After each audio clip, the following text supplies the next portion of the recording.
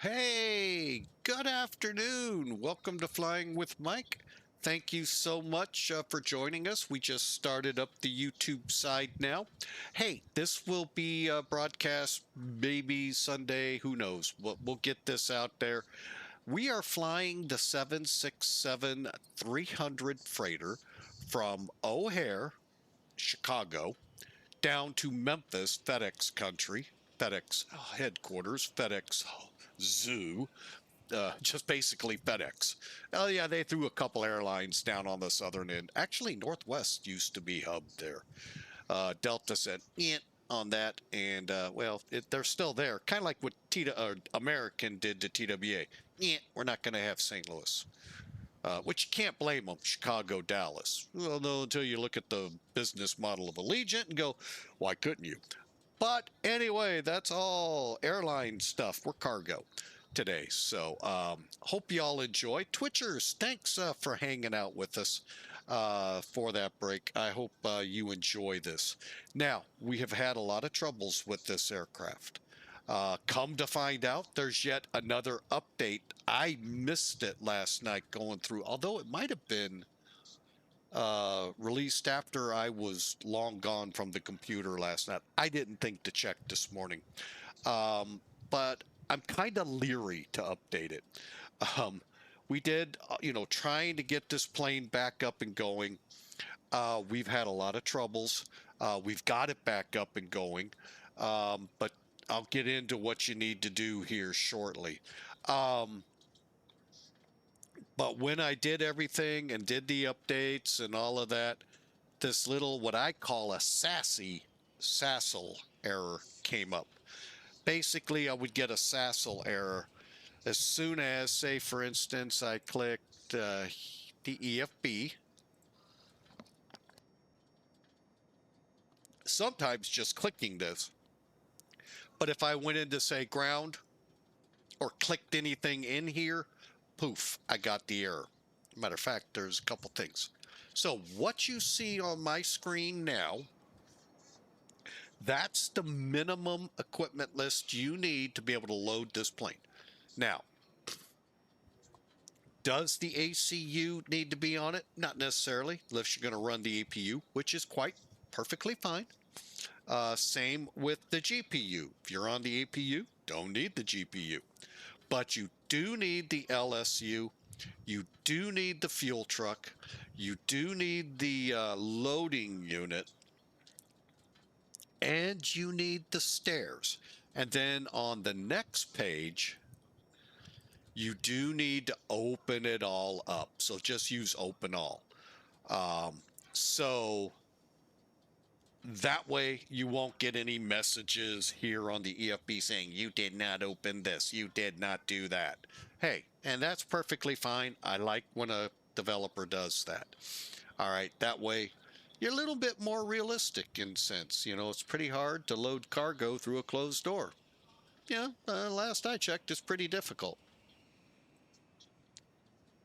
Maybe doable. The aircraft won't be flight worthy, that's for sure. So we'll get into this in just a minute, a little further, but just allow me one pleasure, and that is getting these readied. Now, for now, we'll leave the fuel where it's at. Notice the ZFW. Okay, we'll get back to that in a minute. So hold your horses there. So again, just a quick recap. This is the 767-300 freighter. If you want to get, as I like to, as Rush Limbaugh would love to say, get your grubby paws on it, here's a link. Basically, it is the professional extended upgrade. I don't get the basic. I went for the in between. I really didn't understand the top end one, so that's why I didn't touch it. I learned from that other flight sim company out there. Get the top end usually because you miss out on so much if you don't. What a terrible policy, but that's what they had. Maybe still do. And I know what it's for. Cash into coffers for the company. But anyway, that aside, that's what I got was the in-between version. What you get, 767 300 ER dash 200 ER dash 200 SF. That's what you can use for the KC-46 liveries. We talked about that a couple days ago when we flew it. And the 300 freighter. So, which FedEx happens to use. So, and those awkward pauses is just me sniffling because I still have a really bad cold.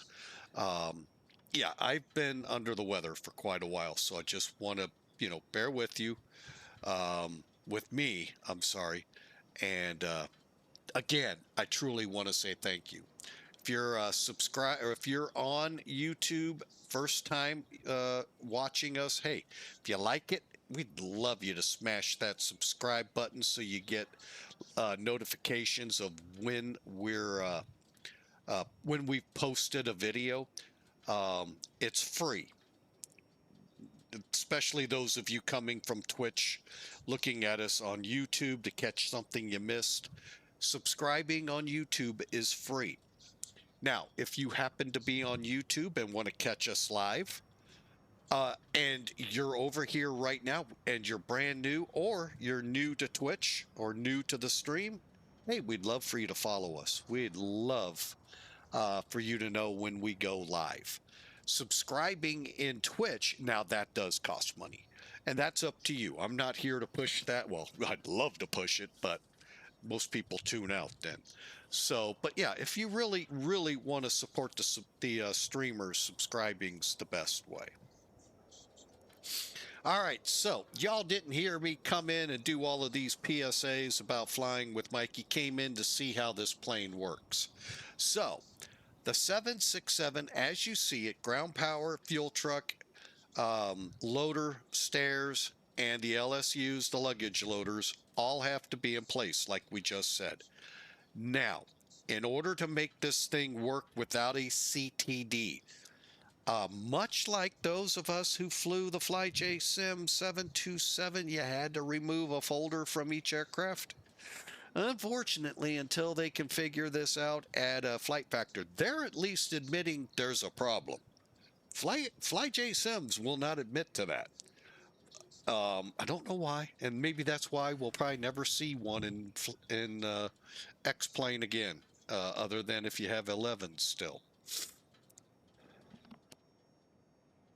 So, what you do here to cure those CTTs. Now, there are others that I think still happen out there. Thankfully, thank you, Lord, I haven't seen the others. I've only seen the one that's related to the radar and terrain radar feature of the plane. Unfortunately, the way Flight Factor is saying to get around it disables it completely. Some people are saying just don't turn it on. I am not in that boat. I'm going to go with what Flight Factor told me. Go in to your X-Plane 12 folder. Then go into your aircraft folder. Look for your 767 folder from Flight Factor. Go into that aircraft folder. Look for your plugins folder in there. Remove, delete, get rid of TGDS folder. Tango, Golf, Delta, Sierra, for those that may not have picked up the lettering. Just delete it.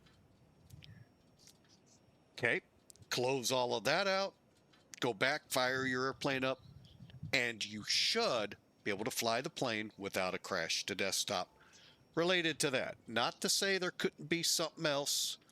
I'm flying under, I don't think I have my, no, I don't. I think it's 1.6.15 or 1.6. I can't remember which one for the update. That for me got rid of the Sassel error. Hallelujah. And I'm able to fly this thing again. And this is one of those planes that I've told many a times that is a diehard. That's been through just about every beta, that turned release, never had a trouble with it till, and from what I'm gathering, like February, something happened. And no, I kind of would like to say what my guess is, then that's just not right to say over the air, so I won't. But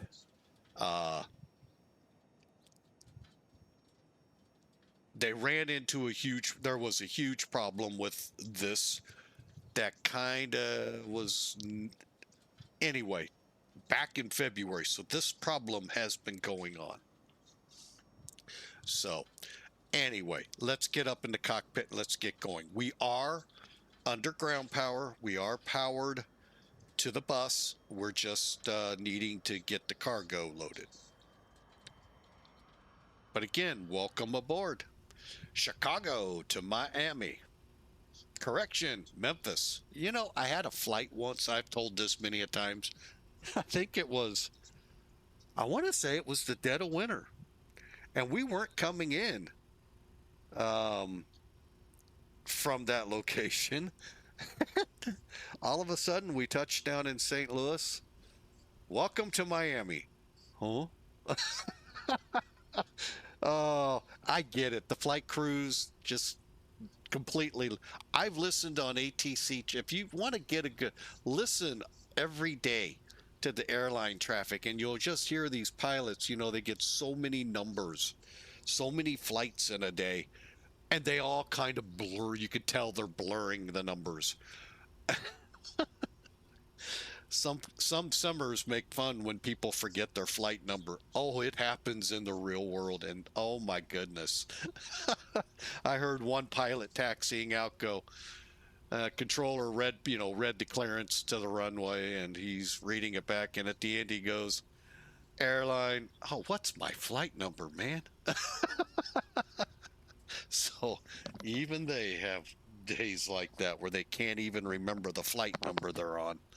And it probably is a sticky right in front of their eyeballs. Kind of like me that says start ACARS and oh crap, ACARS isn't running. So anyway, funny story. Okay, let's get some toolkit in here.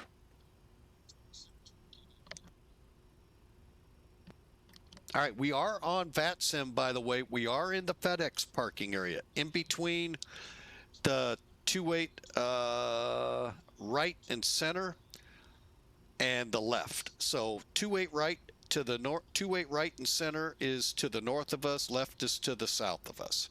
So we're kind of right in the middle, closer to the two runways north of us. Anyway, you'll find us. All right, let's get Sim Toolkit here, brief up this flight and get going, because there's a lot to getting it going. So you can see we got a big blob of ickiness in between here and Memphis. Looks like that'll pass through before we do. Cargo load today, 83,620 pounds. We'll explain how to get this broke down for the aircraft. 3 passengers and 0 fuel weight. That is always what we work towards. Is 281,600 pounds. So that's what we're going to build this up here in a minute to make happen. Then our block fuel is 29,193. I'm going to probably bump it to 30,000. I want to test something. Something didn't work right last time, and that might be what this update fixed. The route today, you may have seen it go past. If not, here it is in a little bigger format for you. Planning, I don't think we're planning 9 right. If anything, it'll be one of the 10s, preferably the center. I'm not taxing up to 9 right. And landing 18 left, that's perfect in Memphis. BACEN to BLOKR to BEKKI to Farmington to WHOLL and the barbecue 3. We got a barbecue waiting for us there in Memphis. Cost index 80. We're going to only get 32,000 out of them, and so we'll see how this all works out. Weather-wise, here, not too bad. Temperature 75 degrees in O'Hare. Winds are 050 at 10. Looks like a beautiful day for takeoff. Clouds are, the first set we'll hit is 5,500 feet over in Memphis. Little iffy weather there, but maybe iffer, who knows. But we have 220 at 14 with gusts to 27. We've got 10 miles of visibility and broken sky 2,400 feet. Hopefully airfield management will have that fixed by the time we get there. So there you have it. We are on VATSIM, like I said, so buckle up. Let's get this plane underway. For the checklist, it's the Flight Factor 767-300 ER 2.7. For those that want to Google it, and you can follow along. First set is just basically getting your EFB stuff that we've mentioned twice set up, doors opened.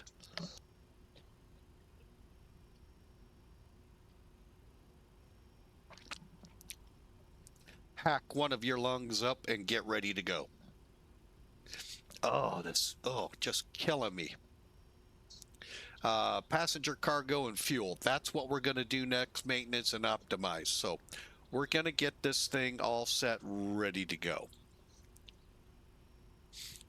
All right, on the ground. So first, I perform maintenance right off the bat. All we're doing is just clearing any problems. Now, here's our first hurdle.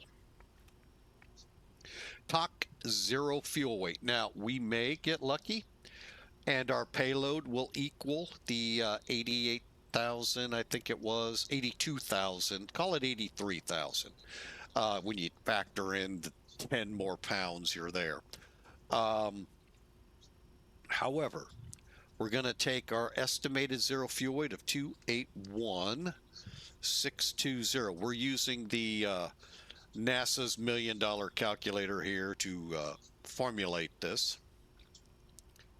We're going to subtract our zero fuel weight currently on the plane. You'll see it the last 3 numbers here. 198,000. Boom, it's given me 83,620 pounds of payload. Boom, that's correct. Divide that by 9,800. Flight Factor has set up each pallet that you put in the pallet number to 9,800. Okay. So when you take your 83,620, divide it by 9,800, you come up with 8.5. Okay, cool. Put 8 in there. 8, enter. All right, now we're still shy. Notice that we're supposed to be at 281. We're at 276. So let's do it again. So 281,620 minus, now we got a bigger number, 276,400. 5220. That goes into cargo weight.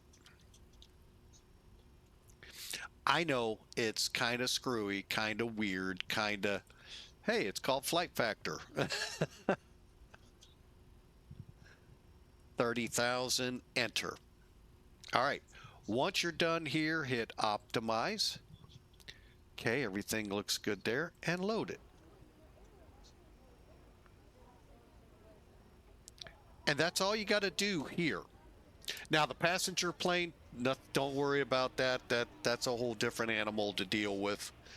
Um, but for cargo, even the 200 still works the same way. 9,800 pounds each pallet you put in the number.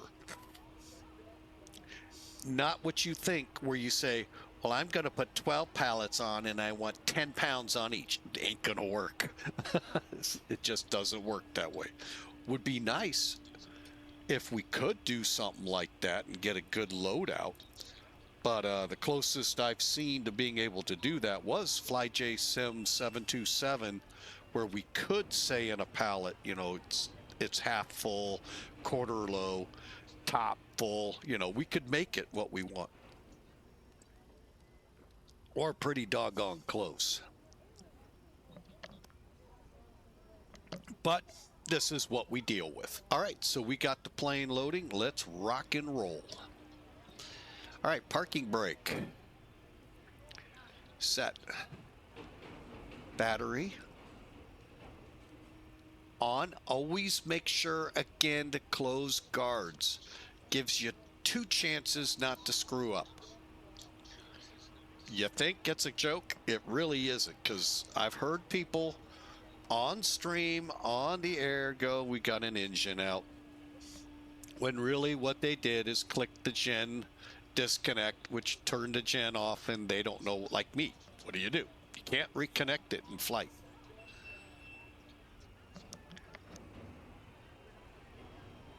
So you are what you are, you know. So close those guards if you have them. Okay, that's the moral of that story. All right, buses are on, gen connects are on. Emergency lights, they're on. Now, I've done a couple of extra things, like turned my window heat on, my electric pumps, and my demands.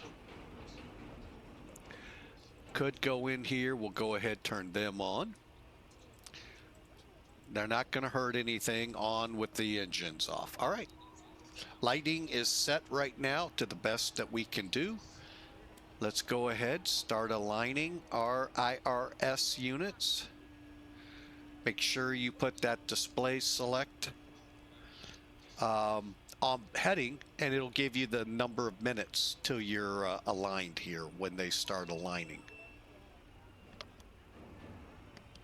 Right now they're checking, will they work if there's no generator power off the engines, or if APU or the RAM. 7 minutes. Go to nav. Now, I go ahead and jump down here and start in on my FMC. Okay, 767F, got the CFs, AirNac looks good. Oh, 6.16.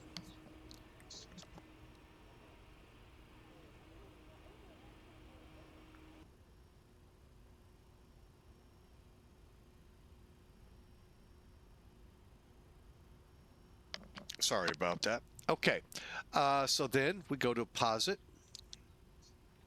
We may be loaded, so hang on. KORD. Don't stop here until you get past this. GPS, yeah, I think we're loaded. Okay, route. KORD. KMEM. Going to go ahead and put the company route in because I hope I did it. KMEM01. Boom. Yay, route loaded. Legs, good. All right, back to route. Let's go up and check. Couple of things you can do here to check this. One, hey, the fuel gauge actually shows right up here. That's half the battle. Okay, just letting you know, that's only half of it. Now, That's one way to tell you're loaded. You're up to your fuel. Second way, you don't hear any noise. That's what triggered me. Third, you don't see loading up here. Safe to say we're loaded. Okay. Now we're going to go ahead, pull away the loader, the LSUs, and the fuel trucks. We'll leave everything else in place for now. Okay. We're going to go outside. Yeah, they're gone with the doors open. Man, you know, why does this generation leave the doors open?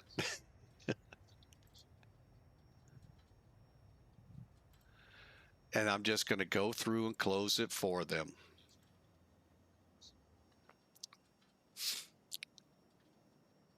All right, so you can see all we have left is the air cart, giving us air in the cargo bay and the cockpit, GPU, stairs, and the front door still open.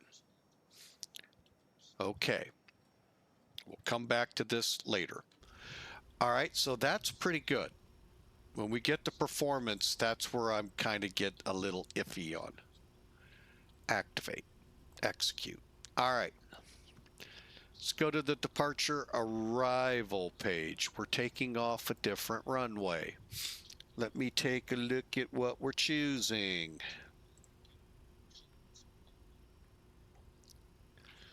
Oh, 10 right isn't really that far off, but that's only 7,500 feet. Nah, I don't think so. 10 center will probably be a DD takeoff. No, if we're doing DD, we're going to go 10 left. So what I'm going to do here, we don't have a controller. Bear with me a second. I'm going to look at the ATIS for the airport. Real world. Arrivals, 9 left, 10 center, 9 center. Okay, departures. Where's departures? Okay, departures, 9 right, 10 left, 10 center, 10 right. Unless they're nice and say I can go off here. Expect 9 right from SS. Okay. 10 left from DD. So if we have to do that, we'll cross and go that way. Okay. Got it. We're going to do 10 left. Got it. All right. Now, why is that so easy? Because it didn't put a discontinuity in as we thought it would. We're going to BACEN, BLOKR. Actually, I'm going to pull a SID here.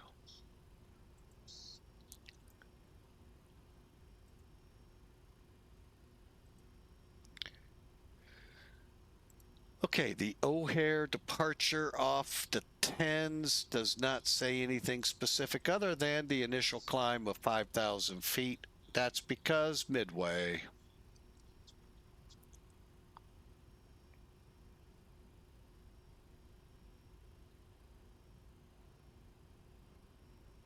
Okay, pretty cool.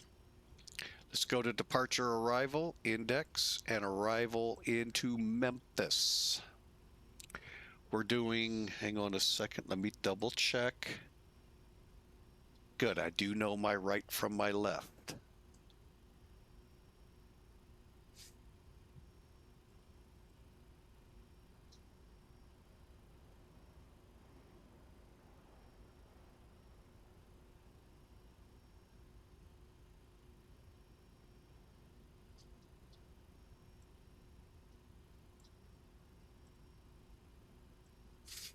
Okay, so 18 left does not have, should be pretty simple. 18 on the barbecue, WHOLL.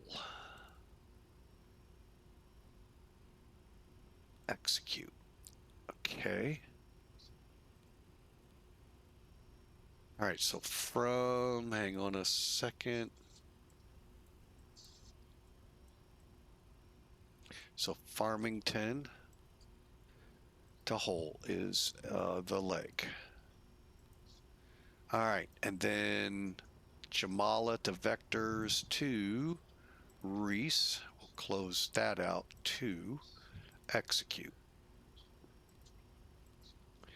All right, so let's take a look real quick.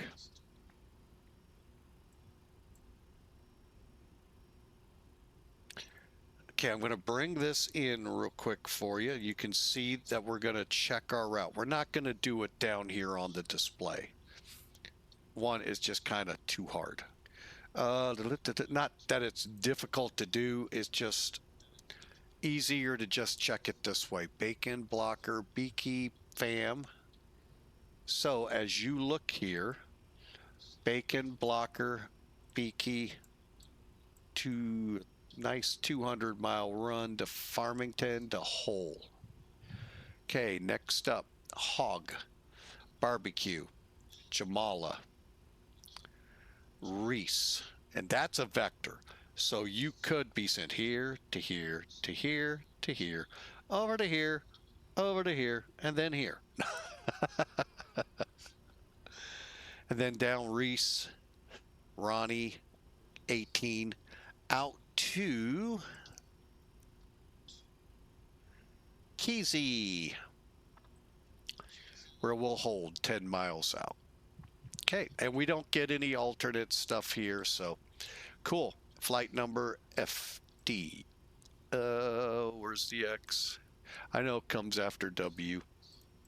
Little whippersnappers. All right, we're ready to go. And all we got left is perf. Well, it actually took it this time. Cool. Well, we'll see. Boom. 2816. Oh, hang on. Let's clear out charts. Okay. 2816. Good. Good. 30 is what I put in. Good. Reserves. This one's the one that gets a lot of people. If you use the Lido formula or format from SimBrief, you're going to get it right on your chart. Look for the fuel section, look for FMC info in the fuel, and you're going to see, pick which one you want to use. I'm going to use 12. I'm just going to make it 12. And then in your SimBrief, you'll also get your wins, 26151. Diagonal. Whoa, we got a little careless there, didn't we?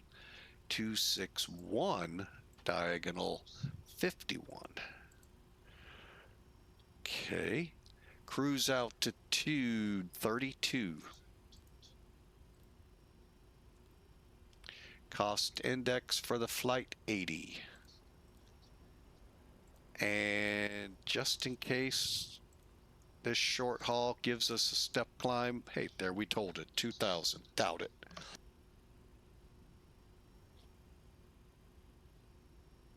Okay, we're just about ready, folks. Next page. How about we do takeoff? Click CG, go to the next page. Runway winds. I'm just getting numbers real quick off of 10 left. Bear with me. I need to read the ATIS. If we're going to go off DD.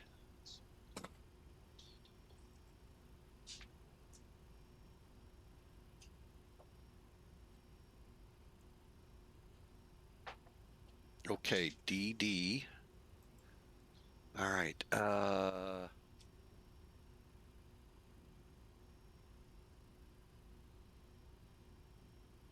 Departures 10 left from DD, 10,093. Okay, this I think I might want to show what I'm doing. All right, here's Sim Toolkit. We all saw it earlier. Let me show you what I'm doing here. Unless I have to log in. Cool. View the flight. Here's our flight information.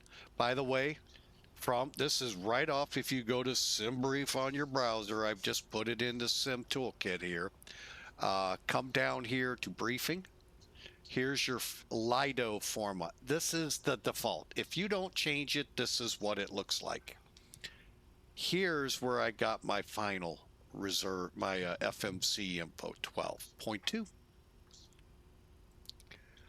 Your wins, your cost index, hour 20 minutes. Now I did this, change this to 10 left. Now we're looking at, according to charts, gotta find it again.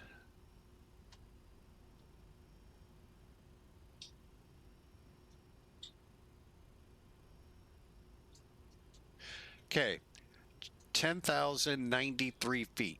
I don't know if I'm going to be able to put that in.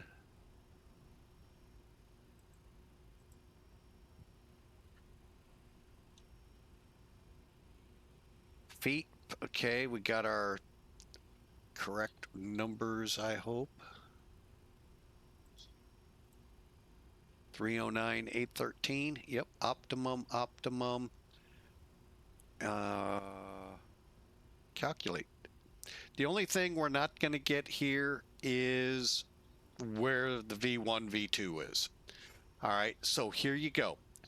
We're taking off. Remember, this is just so you're aware. 10 left for landing is 13,000 feet. However, the system will set you up if you're with ground to delta, and that's 10,093 feet of runway available. Plenty. We could technically go off 10 center, but we'll play nice, you know. Don't want to freak anyone out, you know. All right. Capiche? All right, so let's get that runway wind in there.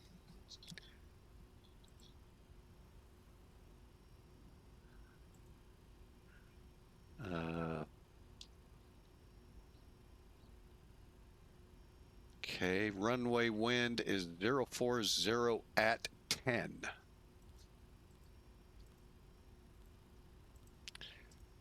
Put in there 040 diagonal 10. Slope, you can get that off Sim Toolkit as well.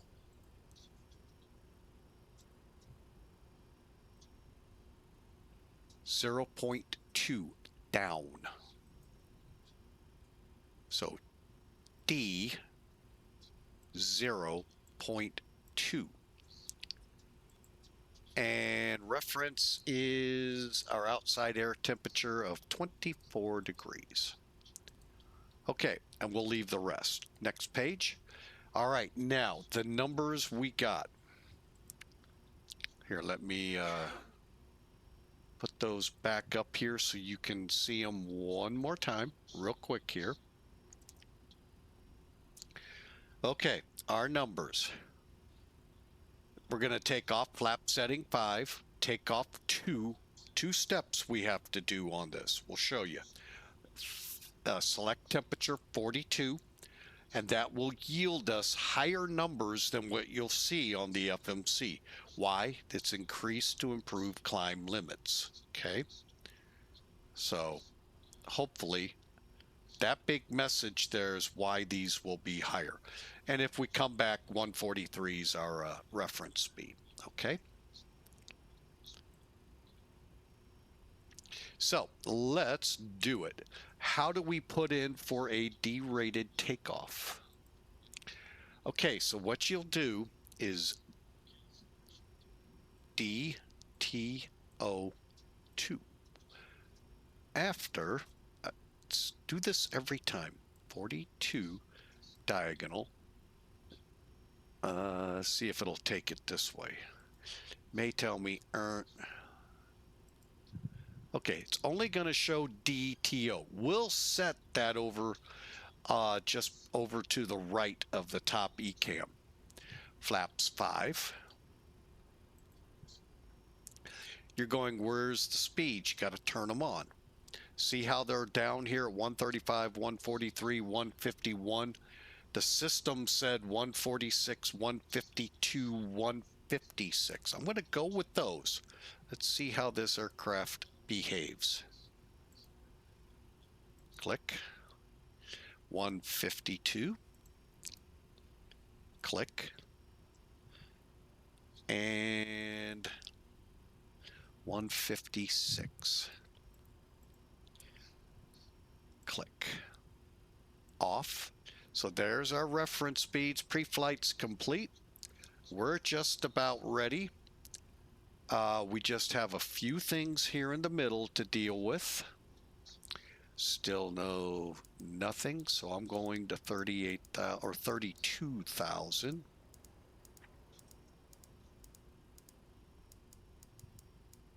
Okay. Flight director on, flight director on. I'm going to go to 166. Runway heading 903.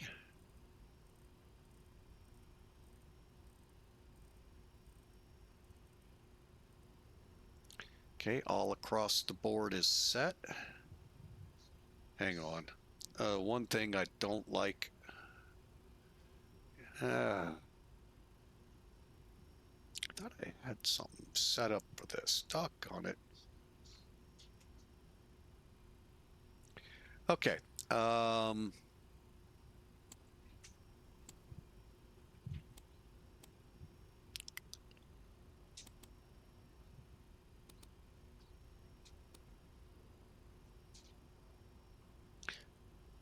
Okay, I think we're ready to go. Current altimeter 2994.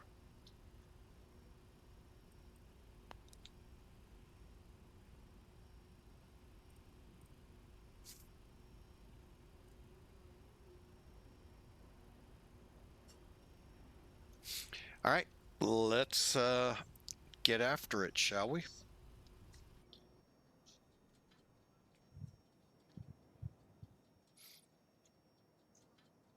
How about we first turn on the APU?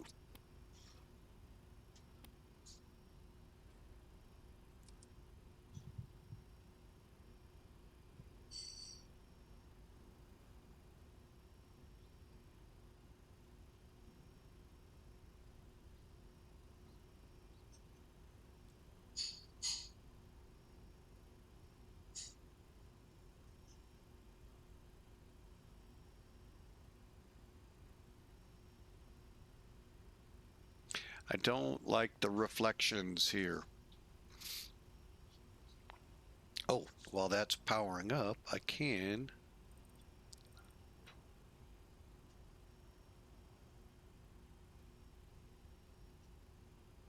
Okay, that's up. Okay. Almost.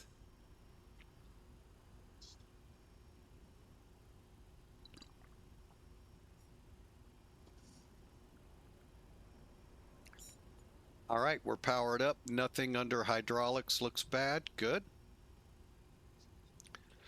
Let's go to the APU gen. APU bleed.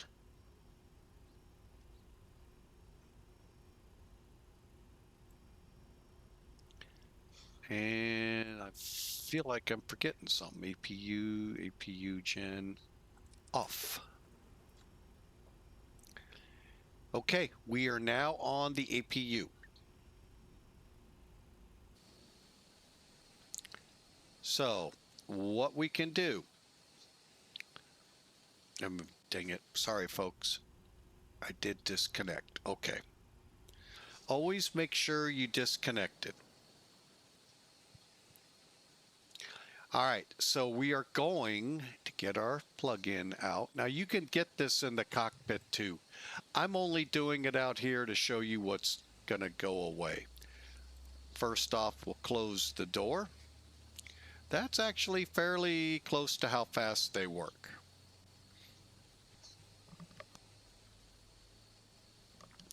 All right, and then I always hit close all just in case.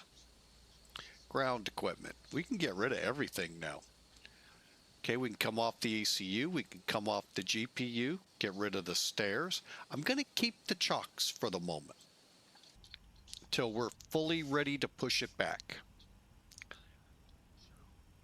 I don't know that texture thing, so if you all have questions about it, give it the flight factor.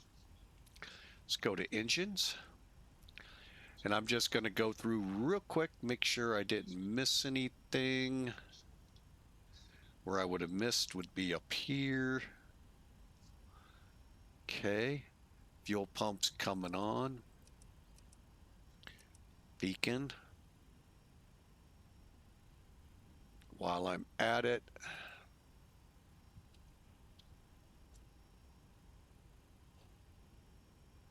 $20.75.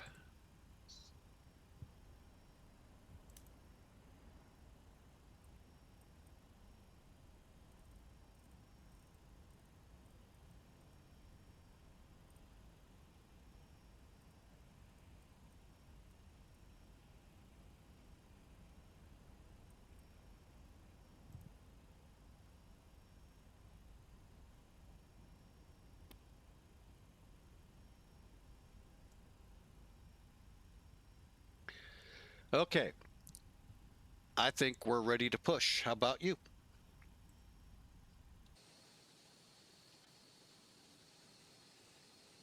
And this will be the intersection we're taking off from, right out straight catty corner towards Delta. Okay, better push back. Hey, Captain, let me know where you want this thing.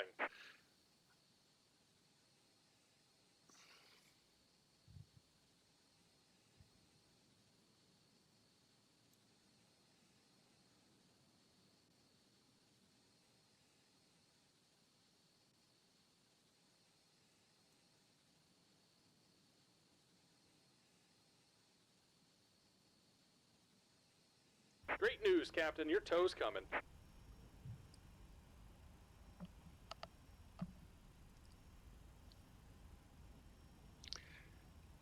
Chicago O'Hare area traffic, FedEx 811 heavy pushing back facing north, FedEx terminal.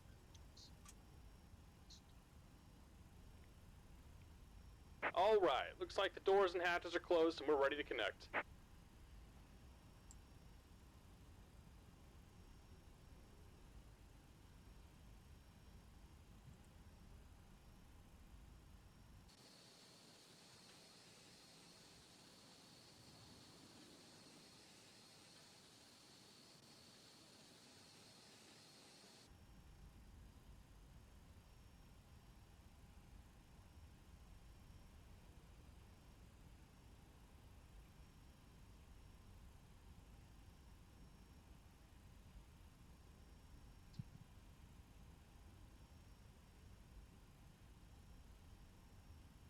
Welcome aboard, Captain. Tow's connected, bypass pins inserted.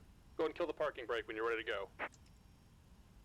Brakes off. Here comes the pushback. Light them up. Okay, and to do so, fuel pumps are on. Make sure you do that. I did this once and forgot. Now you need to make sure they're on. Packs have to also be off. Okay, today is even.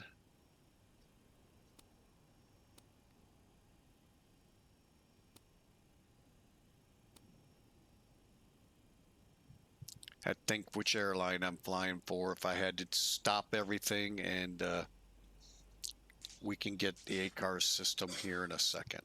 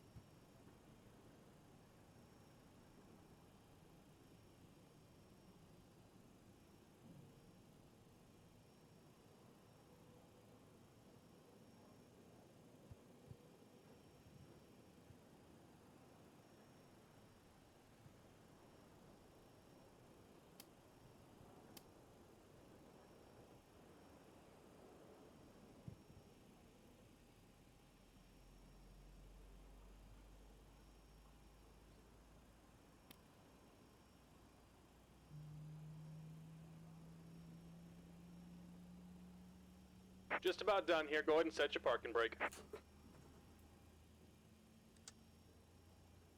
And we're disconnecting the tow. Give me just a moment.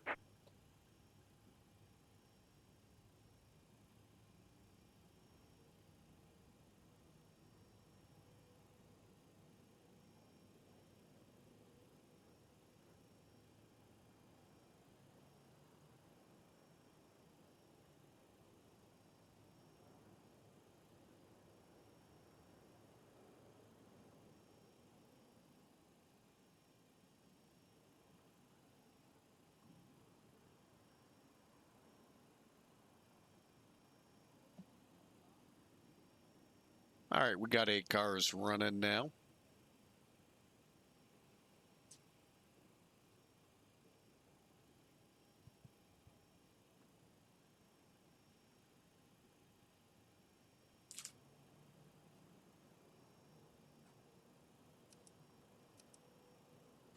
And we're disconnected. Signal and pin on the right. Take it easy and have a safe flight.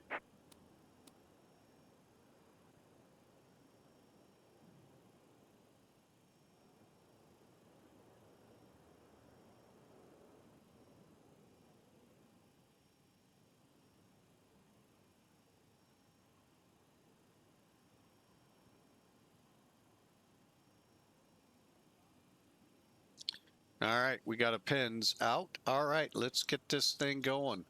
Where were we? Okay, they're on. Tow bar, hydraulic pumps on. Anti-ice not needed. Bleed valves on for the engines. Got them. Auto. Bleed off. APU off. Gen off. Okay.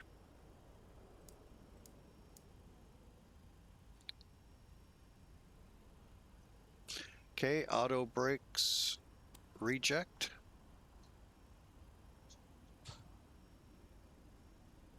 Altimeters are set. MCP set. Stape trim 4.1. Good enough. And flaps.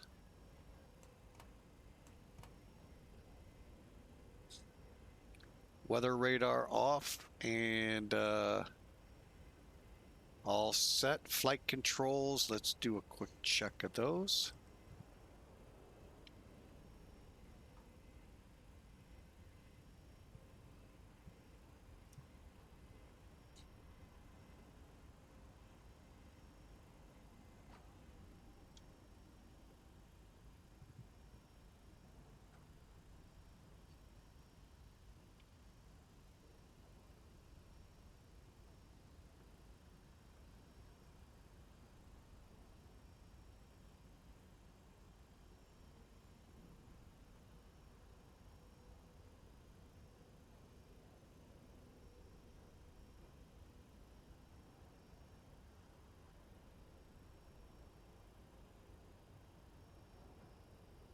Okay, we're ready to taxi. And O'Hare traffic, FedEx 811 heavy taxiing to runway 10 left for departure, Delta Delta.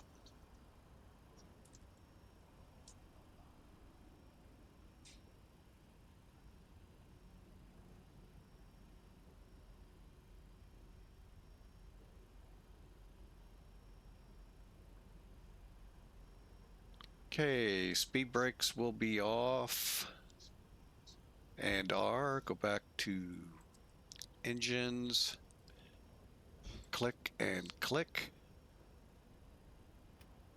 Auto throttle will turn on when we get out. Get out.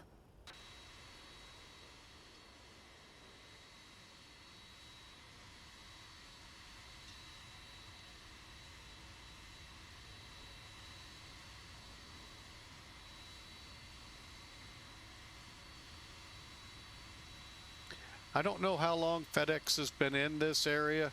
I did some loads for FedEx many years ago. back in the 90s, and I could not tell you where I went on the airport. It was always dark. So, which, you know what? Amazing. That's when air cargo goes.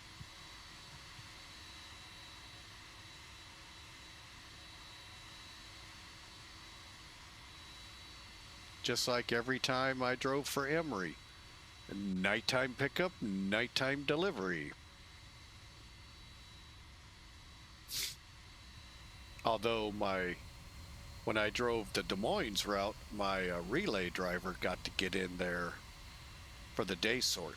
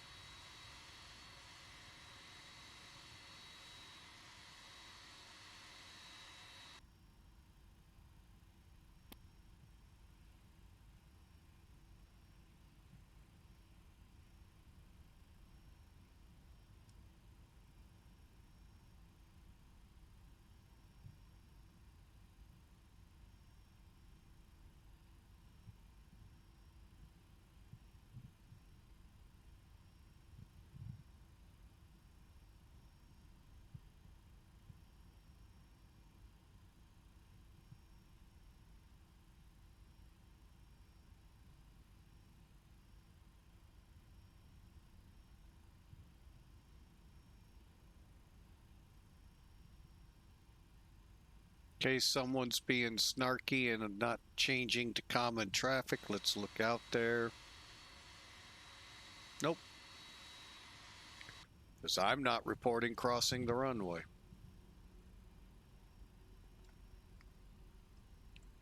All right, we're ready to go.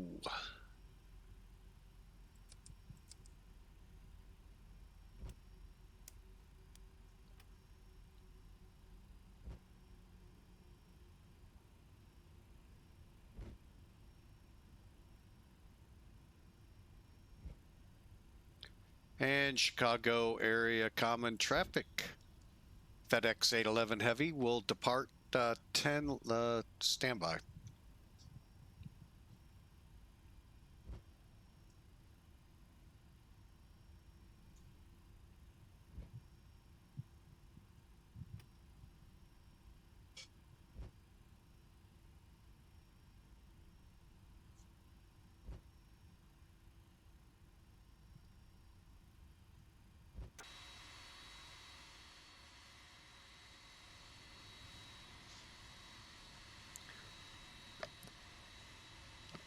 Of course, no radio traffic.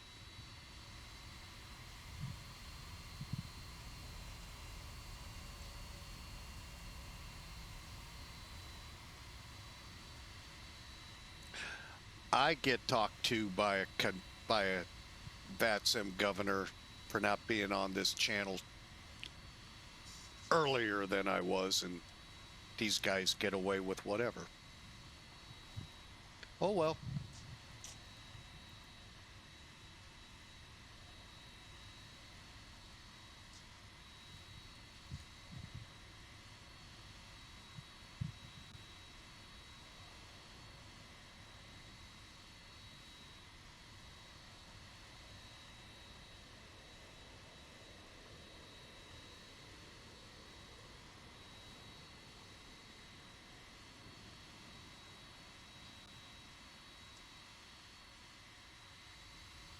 All right, now Chicago area traffic, FedEx 811, lining up and waiting, 10 left, Delta Delta.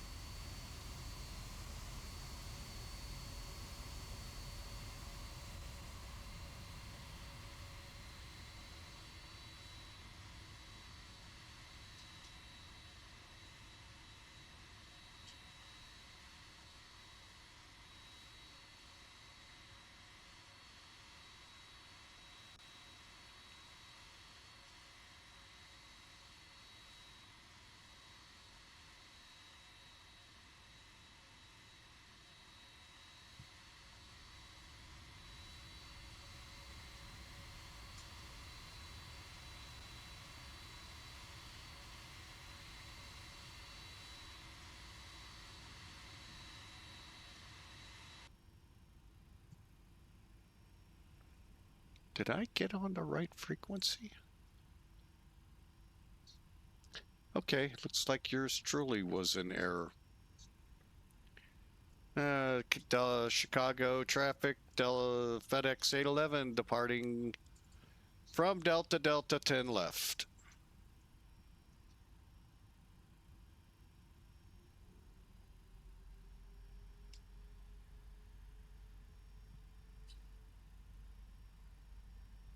Auto throttle on.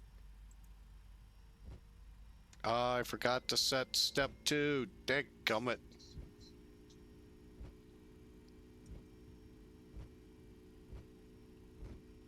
Oh well, we're going D full power, Toga. It's curious how much runway we'd eaten. We'd ate.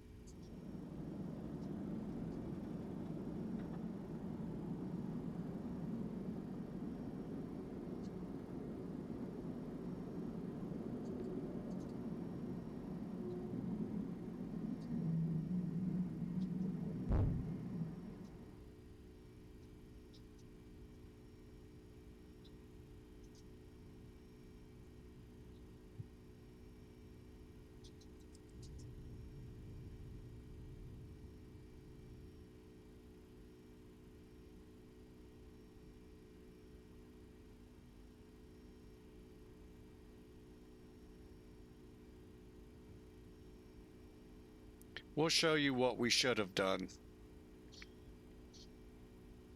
as soon as we get on course here.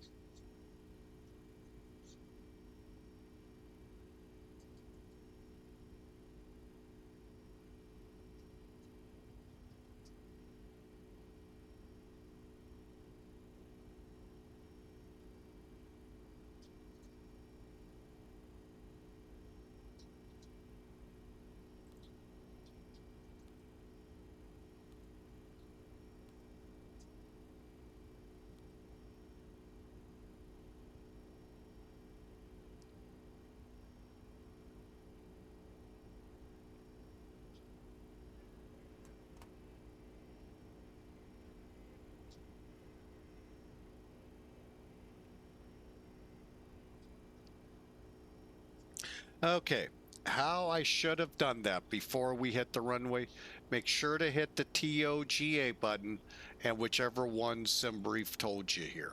That'll set the aircraft into the takeoff D rate, 1 or 2 depending on what you're in.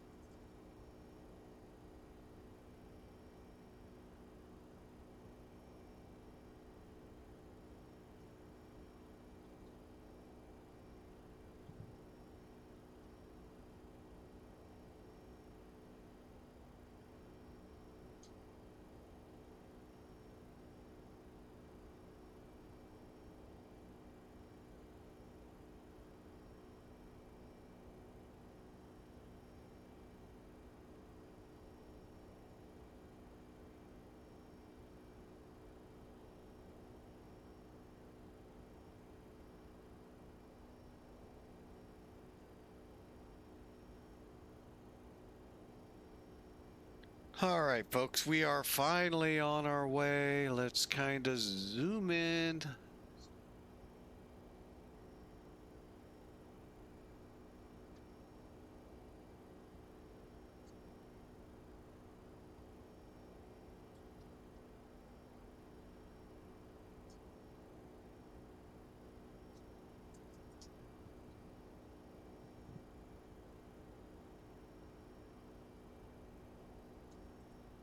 Okay, let me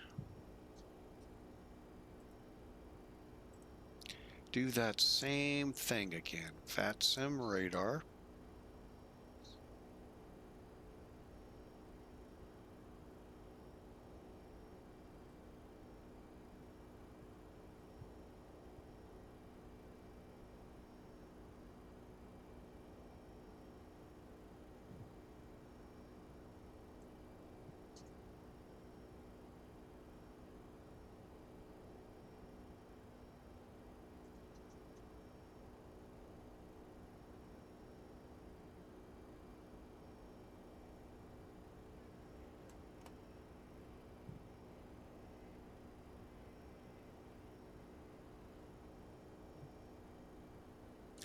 Ah, I thought I clicked. Boy, I am just screwing up big time on this flight.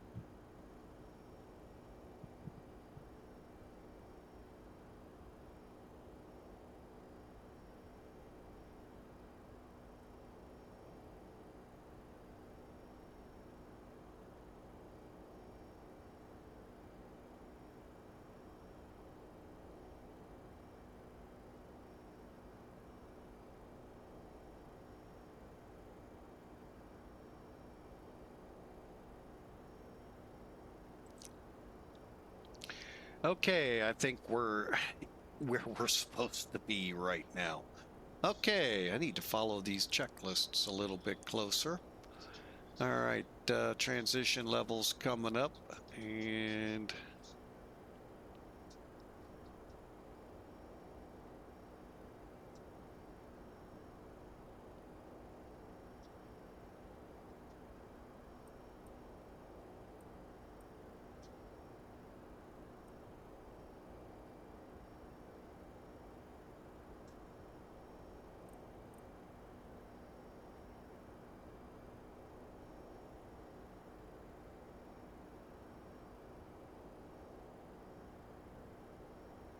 boy, we're really rocketing up. That is pretty cool.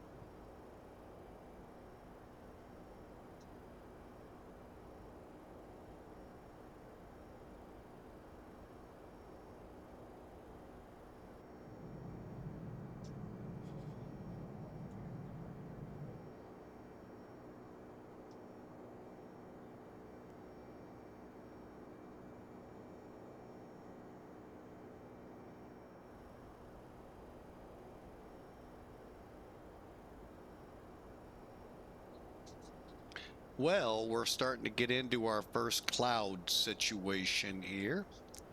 So we'll see how things look.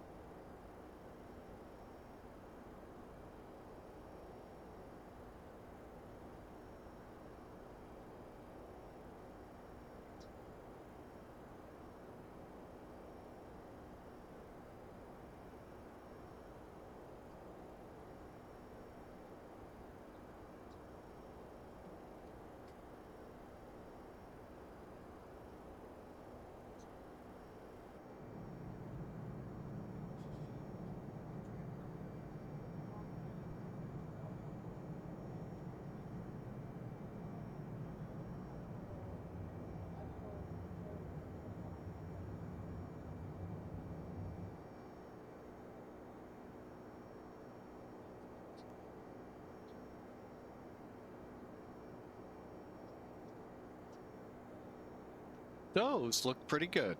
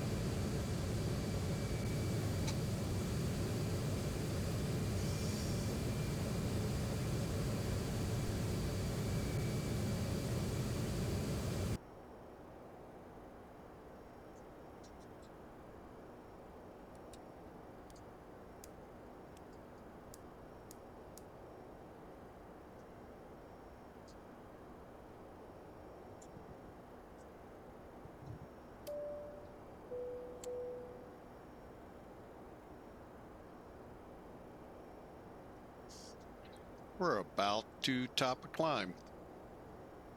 Do some cloud surfing up here. All right, welcome in. Hope y'all enjoyed. We had a pretty good departure, even though I was on the wrong frequency. Getting angry at other pilots when I myself was the one at fault. Yeah.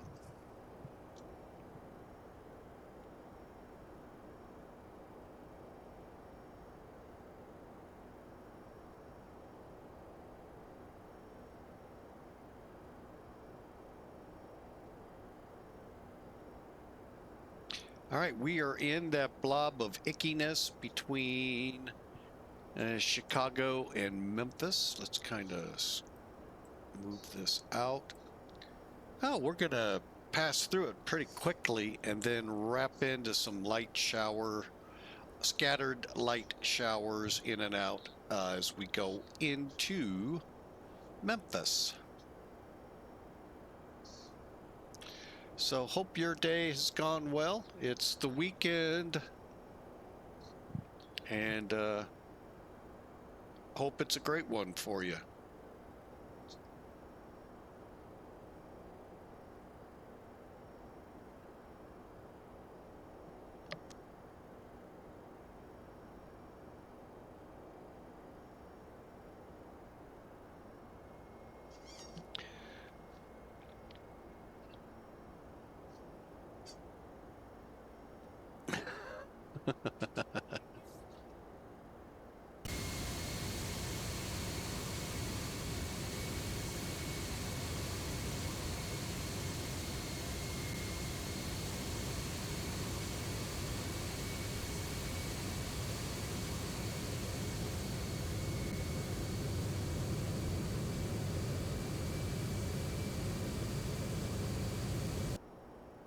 As we go into one cloud and out the other.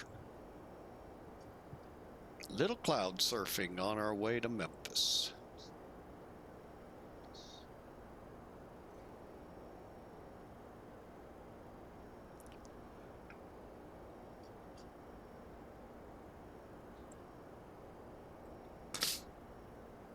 Oh, my nose. Sorry about that sniffle, folks. Oh.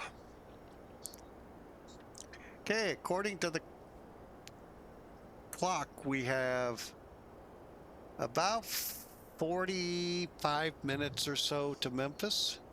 So, get down there as quick as we can, and that will be it for today. But what a great day. LA to Seattle, and now O'Hare headed down to Memphis. And if you're going to use the Flight Factor 767, don't forget, go into the your X-plane folder, look for the aircraft folder. Mine, it's the top one. Go into the aircrafts folder, look for your 767 folder. In there, look for plugins. Inside the plugin folder, delete TGDS, Tango Golf Delta Sierra. Close it, start X-plane, and hopefully If you're getting CTDs, they'll go away. If you're getting sassle errors, that I don't know. All I did was lucky, and they put out 1.6.16, I think it was, and that cured it. That's why well, one, I didn't know about the latest update, and two, I don't know if I want to put it in with all the trouble I've had. So, and I don't know if I'm seeing the issues they're showing. I know I have to update it eventually. Just always makes me nervous of late. So, but we're on our way with about 44 minutes to go, and hope you enjoy the flight. Let's see where we are. Bringing in, hang on, where'd it go? Charts, there it is. Okay, so we're coming over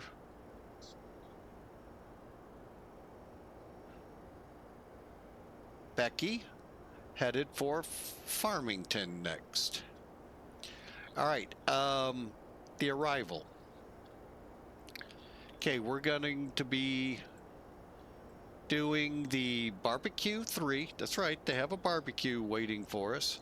RNAV approach for all runways. The ATIS is on 127.75. And then transition 18,000 like everywhere in the United States. Actually, most of North America. Radars required, turbojets only, and expect to receive landing direction from center. And approach will assign runway. Even helps to clarify landing directions, which runways. So anyway, we're planning south ops. However, NOTAMs indicate 9 and 27 out. Now, whether tower or approach would abide by that, I don't know. It's really weird to listen to them sometimes, but hey, it is what it is. Got to abide by them. So we're going to come in whole hog barbecue. Barbecue below 23,000. Fisher, I'm sorry, correction, Jamala at 10,000 feet. So we planned for that. The rest hopefully works out, and we're going to be following the speeds as we come down. Okay. I'm looking here. There's your routing. Then on a 113 track and vectors for final approach to one of the 18s. Possibly 9 or 27, it says. Right now, the NOTAMs are reading closed. Okay, so we'll come off Jamala.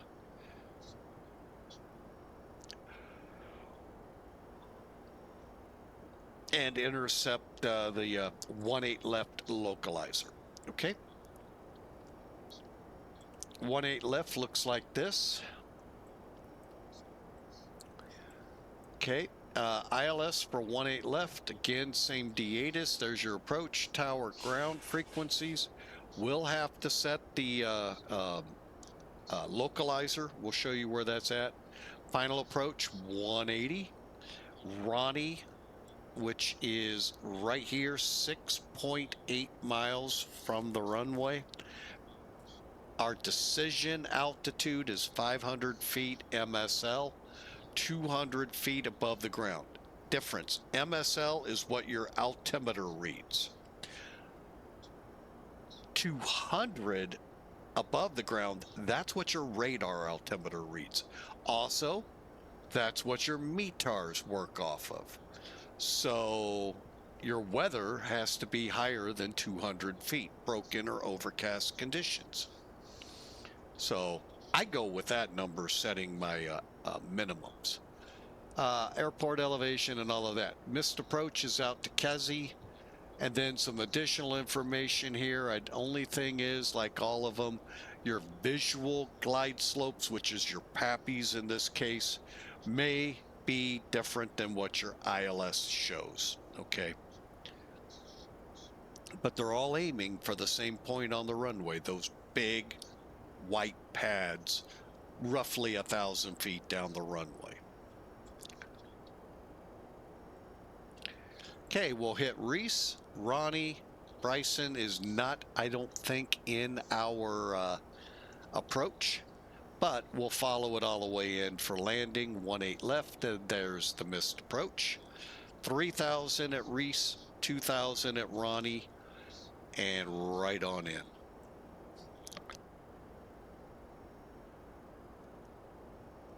Okay, I'm guesstimating 140 for our approach speed. We'll check it here in a minute. 2 minutes, 14 seconds from Ronnie to the missed approach point. So 2 minutes, 14 seconds on the stopwatch. If you don't see the runway, punch it, go around.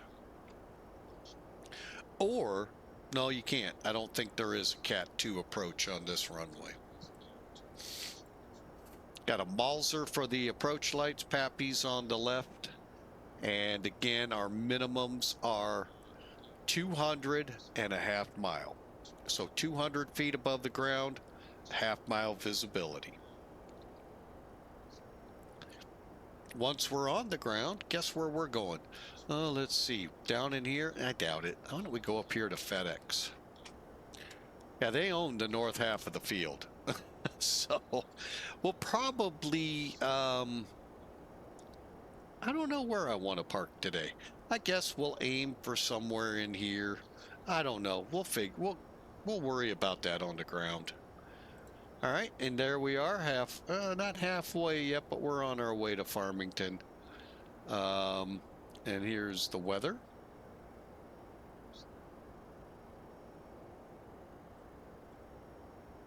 Like I said, we're past the icky stuff.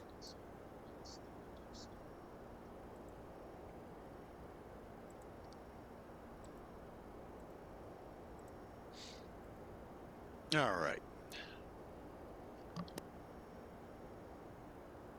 Okay, so now I mentioned setting up the ILS. We can do that right now, believe it or not.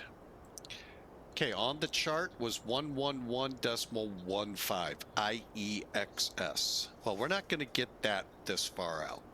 However, we can come down this radio right next to your ADF, right up from the rudder trim. That is your localizer. So 1115. And of course, it's all the way on the end of the dial.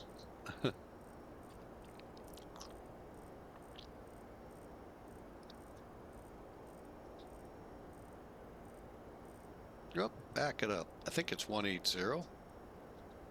Correct. 180. Oh.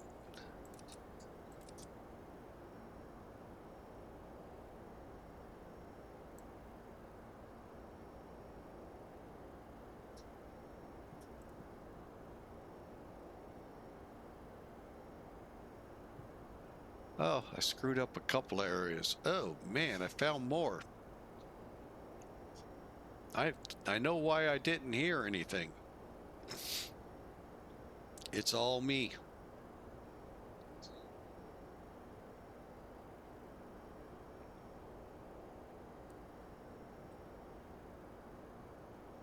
Apologies to those pilots I may have said were incorrect. My bad.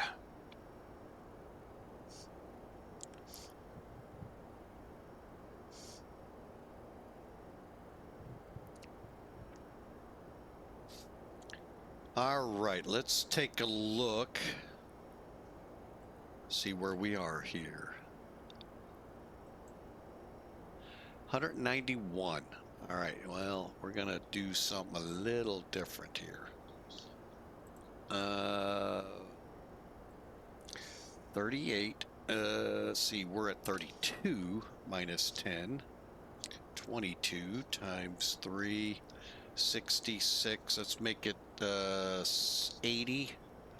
So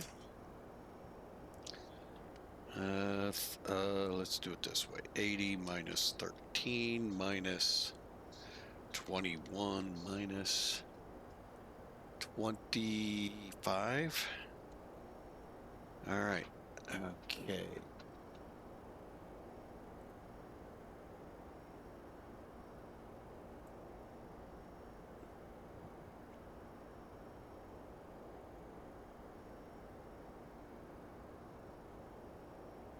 So about 80 miles, 20 miles from WHOLL, we'll start our descent.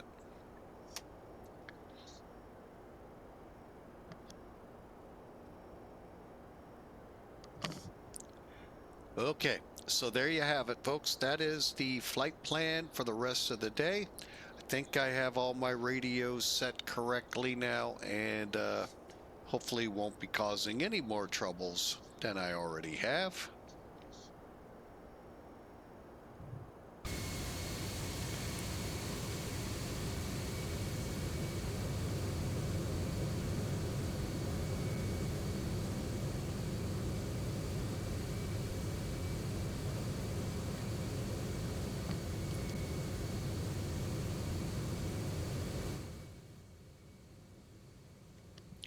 Kick that down a little for you.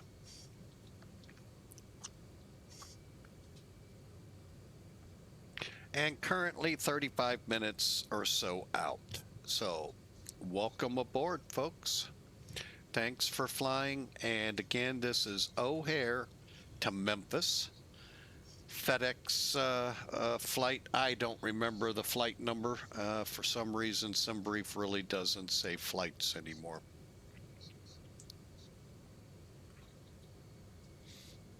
Kind of irritating.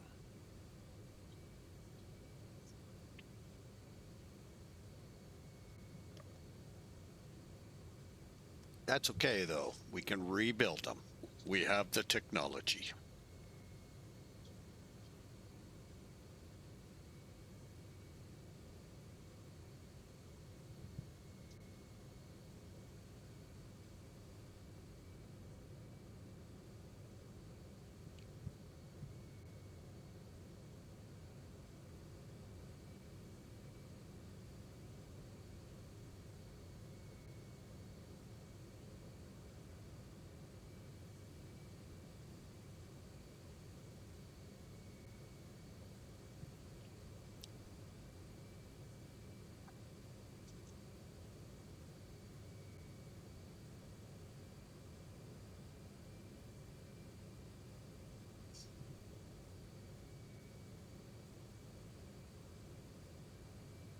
So I hope you've all had a great week.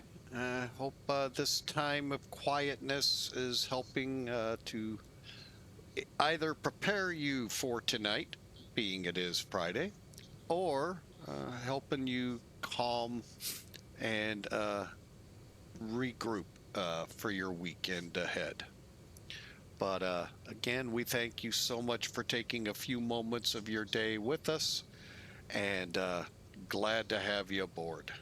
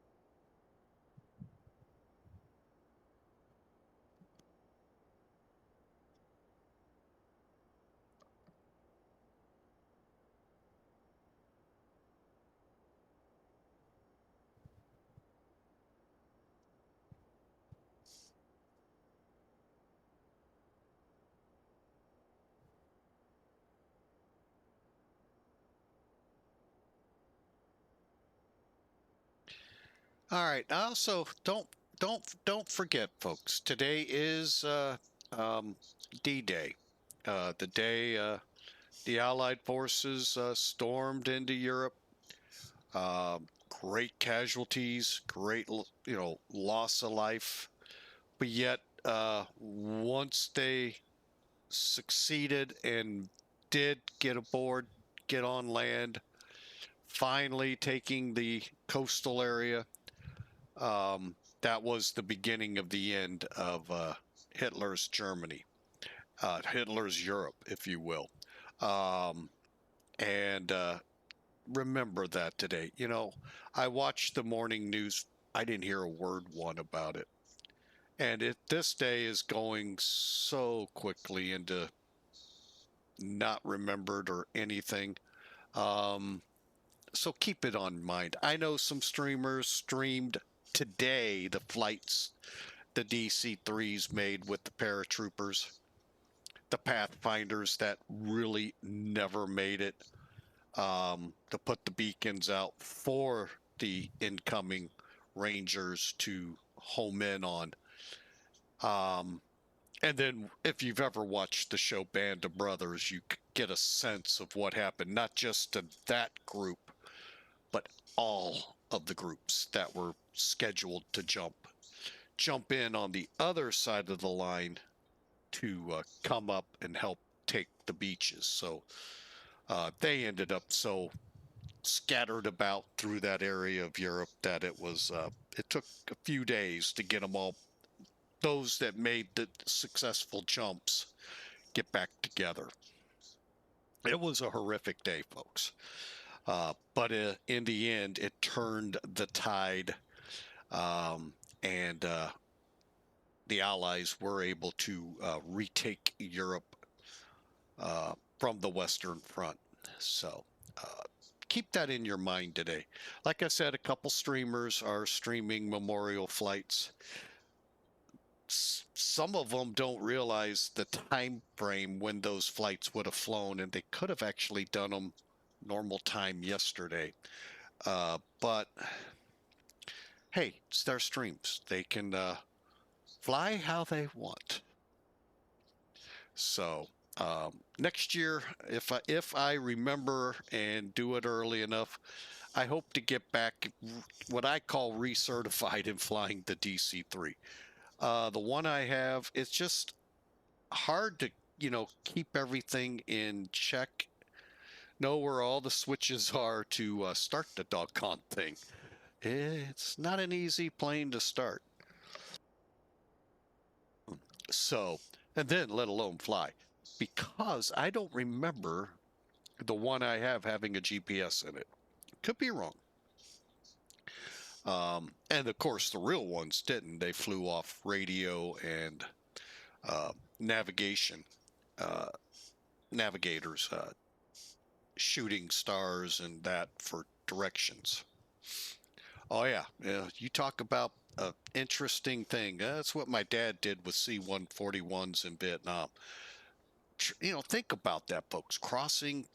Just crossing the channel, pitch black, maybe clouds, because when you're flying paratroopers, you're below 3,000 feet, if not lower. So you don't have anything to really reference. And so you're really kind of judging off of your surroundings. Hats off to those folks that navigated. It was not an easy chore. And of course, the movies make it look like, oh, Captain just turned right 10 degrees. No, sorry, Muffy, it don't go that way. They had a lot of work. So hats off to those that somehow got across the oceans with those cargo planes. Wow, on course. That's the scary part. They were actually on course. So maybe a wee off this way and a wee off that way, but they're on that line, which is amazing to me. When you sit down and think it's pretty amazing what they did. now relegated to INS and IRS and NE and GPS. So the alphabet soup of navigation. So again, hats off. What a day December 6th was. And I can't, like I said on the first video, imagine you're the first boat in. Okay. Coming off, and I mean, you literally step into the water, boom. It was that bad until finally we started getting ashore, and finally it just, oh my gosh, just looking at that whole battle, what a wow. So keep it in your minds, folks. It is December 6th, D-Day. Like Midway, which was the turning point in the Pacific for the U.S., D-Day was the turning point for the Allies in Europe. Huge, decisive victory there. At a very decisive, a lot of loss, catastrophic losses of people.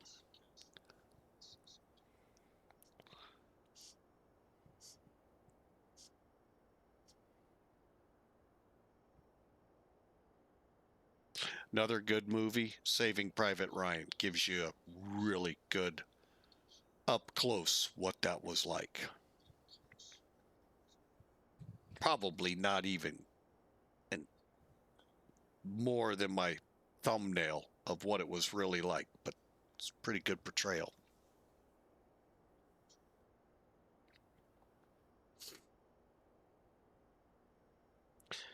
All right, let's get back into the flight. It is D-Day, but we're headed to Memphis.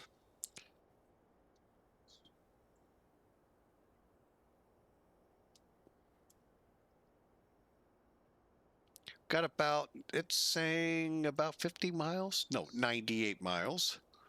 Where are we at? Okay, we haven't crossed Farmington yet. Okay, FAM. So that's 30 miles or so out. Then, like I said, it's roughly 20, 25 miles out of WHOLL, where we'll actually begin descending to match 10,000 at Jamala, and we'll have our airspeed at 230. Unless Auto ATC comes on and says, no, you will descend now.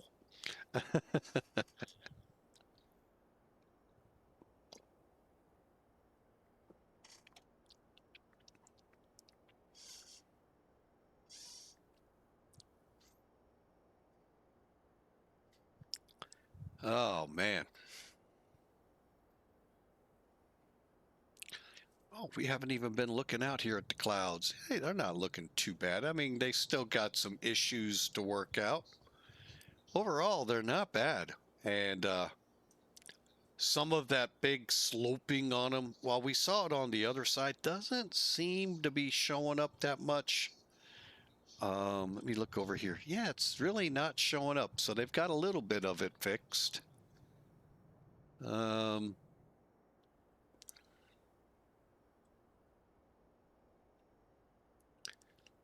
they're looking pretty good.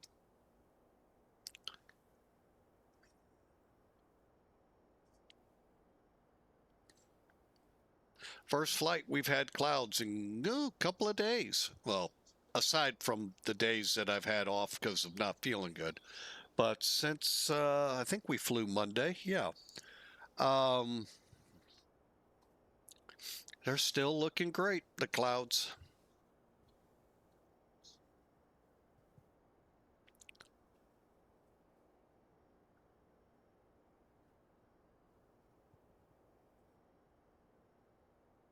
We'll be stepping into Memphis here in about 25 minutes. So enjoy the ride as we head for Memphis.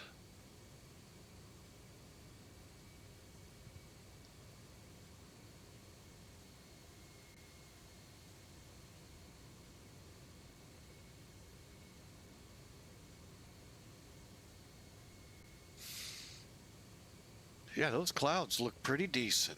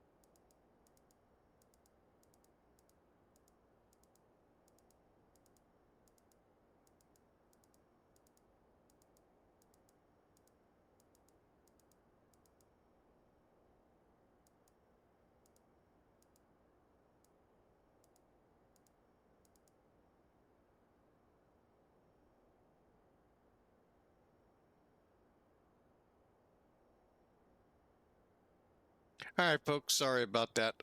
Was reading a post.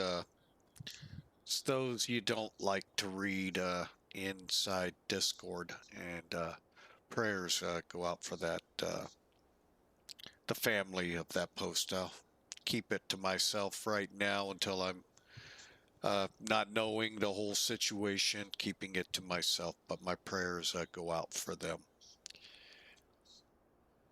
All right, we're about to descend into Memphis. We're about to top a descent. Couple ways you can descend this plane. Let it hit top of descent, or go to the descent page, hit descend now. Pretty simple stuff.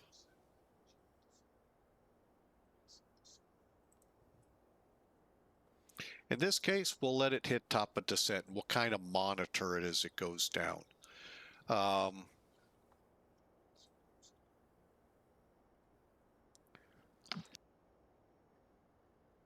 Yeah. I hate reading those things. All right, here we go. Top of descent. And you can see the descent bars here on the nav display. And we're headed down. Now, no speed restrictions until hog and barbecue. They're all at 290 hog, 280 barbecue, and Fincher at 280, and then we slow up to 230. So,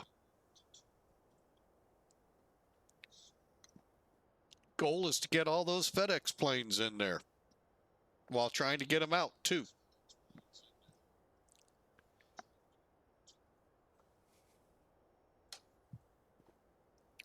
Wouldn't that be amazing to see them all coming in while they're all trying to get out? That would be a nightmare.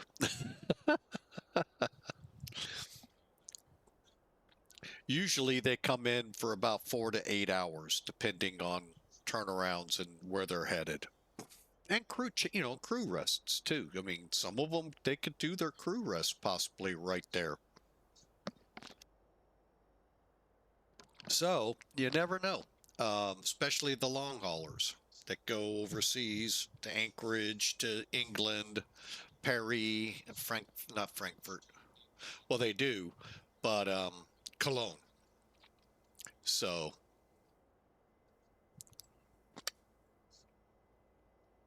and Liege. I forget all about Liege.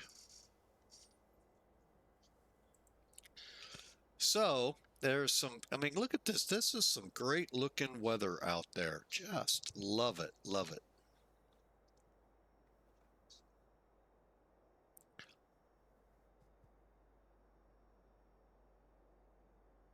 How would be nice if it go down to whatever the real bases are, but and for all I know, that's where it is.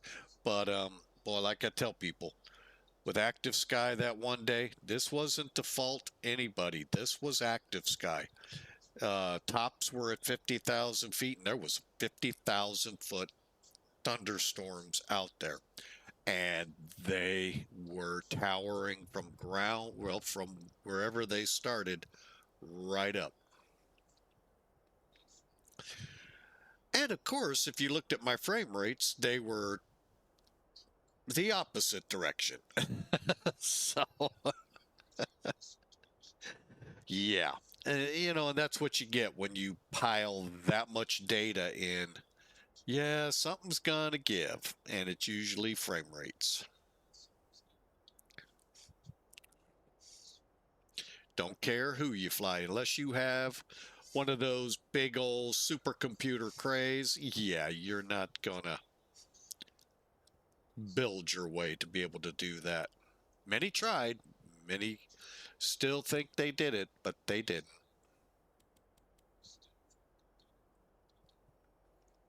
All right, let me check something here on. Oh, not takeoff, doggone it. All right, we're landing 18 left. Okay, is that really our landing weight? Yep.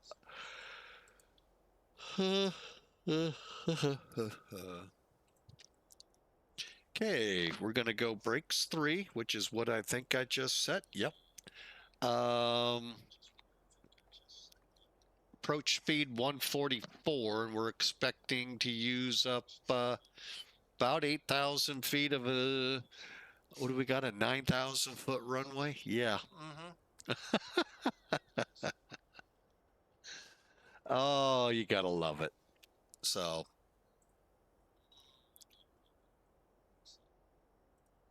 144. Okay, let's get in here. How we doing on this descent? Speaking of which,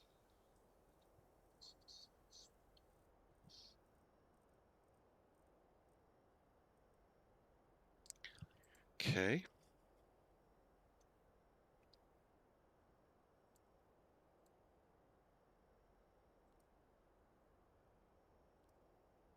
So 144. Okay, looks good to me. Put you back to descent for now. All right, now there's no, no razzmatazz with this FMC. It's pretty basic. I think default FMS has more features to it than what Flight Factor has. But hey, that's what they chose. Great. I bought into it, so I'm not complaining.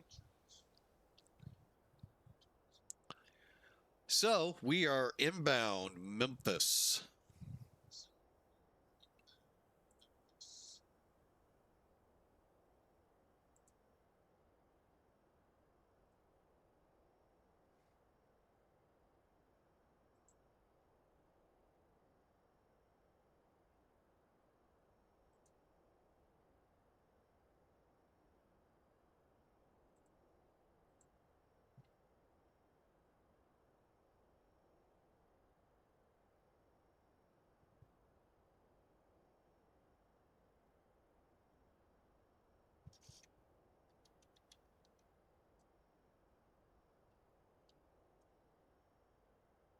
Okay, currently 240 to 11, gusts 20, 10-mile visibility. No worries with the clouds. Well, we do have 6,000 foot broken, so we'll see how that works. So overall, not too bad. As we pass 20,000, we're looking at 2987.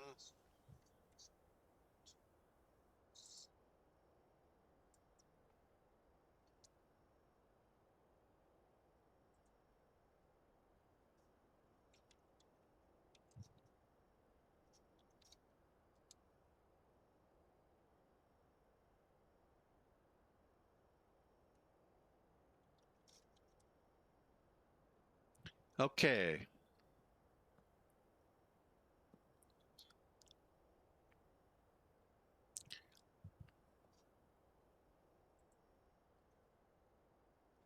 What did we say? 29. We'll just get it from the horse's mouth. 2987. 2987. Click, click, click, click, click.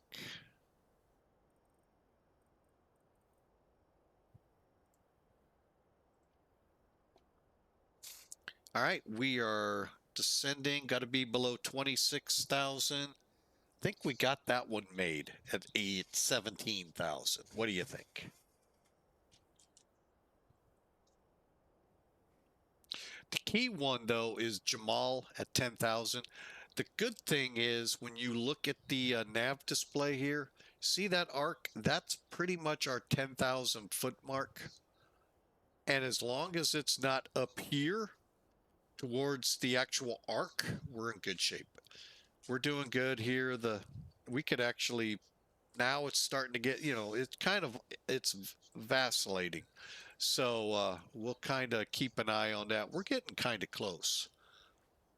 We need to be above 14,000. Oh, wait a minute. That's the other route. So once we come over barbecue below 23, yeah, I think 16 counts. We'll be at 10,000 feet and we'll slow this pup up to, well, we need to be slowing right now.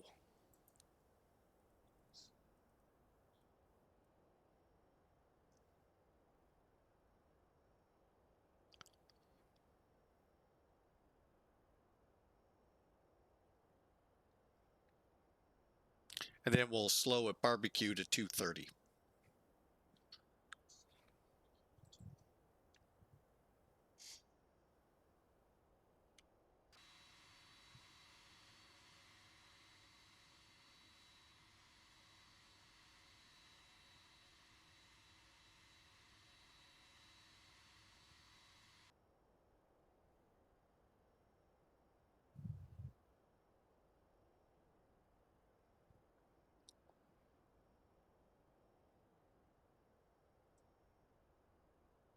All right, the approach ATIS for us is simulated approaches still on the 18s, left and right. So that's 13 minutes ago. Good deal.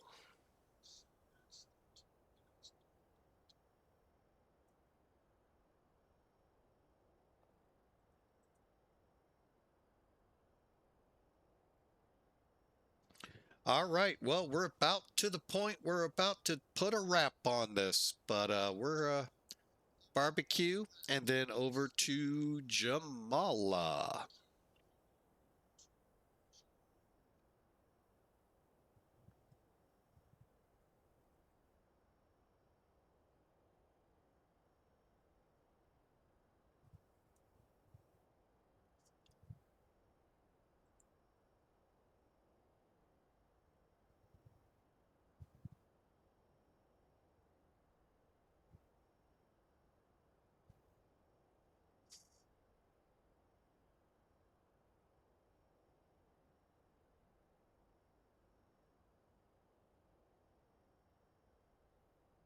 And most likely, if we had ATC, they'd have stair-stepped us down in the real world.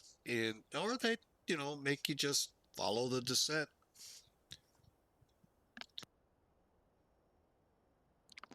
Well, we know we'll be at 10,000 by Jamala. Now it's time to slow up.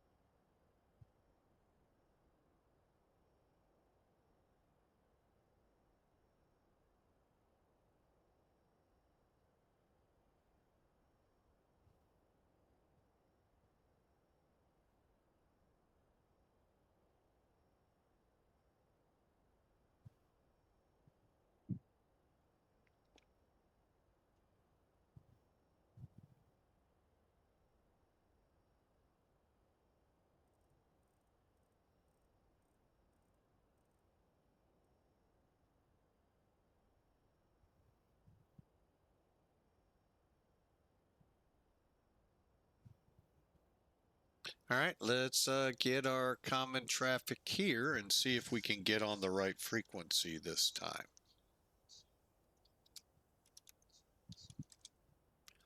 19.7.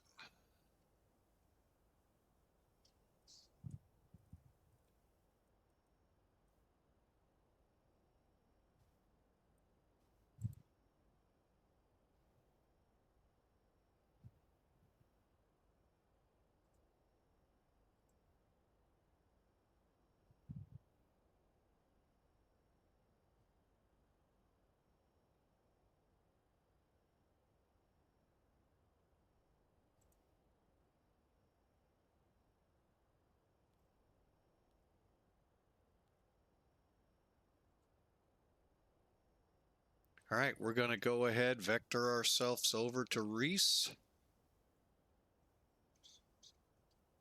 We're at 230, 10,000 feet.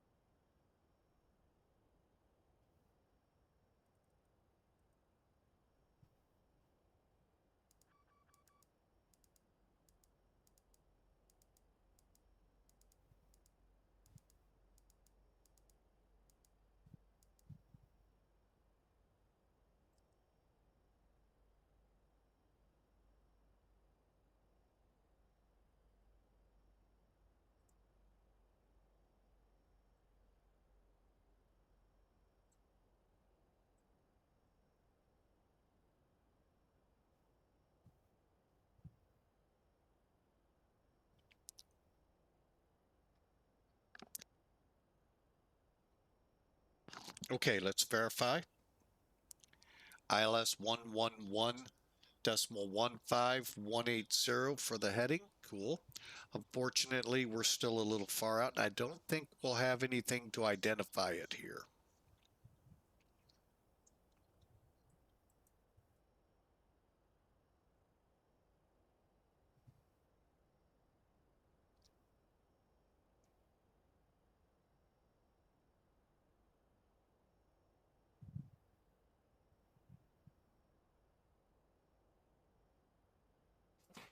Okay, we're supposedly just about below the broken layer. Let's kind of look towards the airport. I'm not really, could be.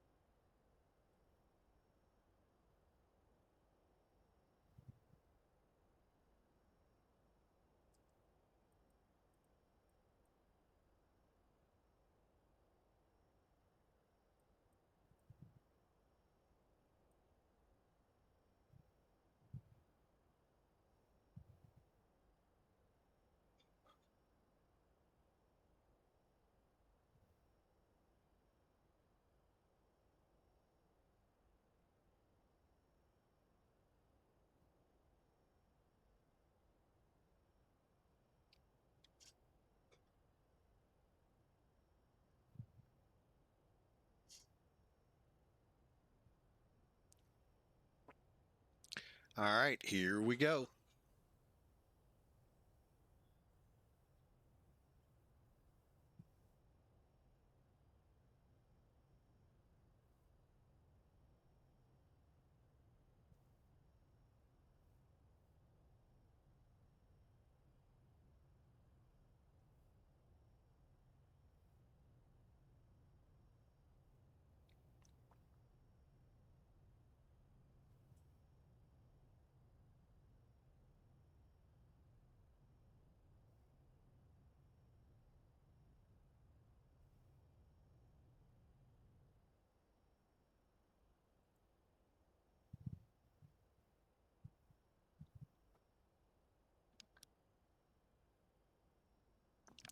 Okay, we're just about there.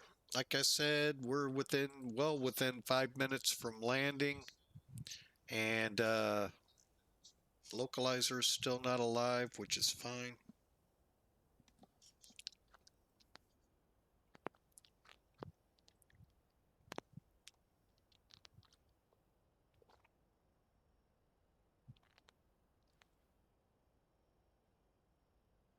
Ah, there's that layer at 6,000, I'll bet.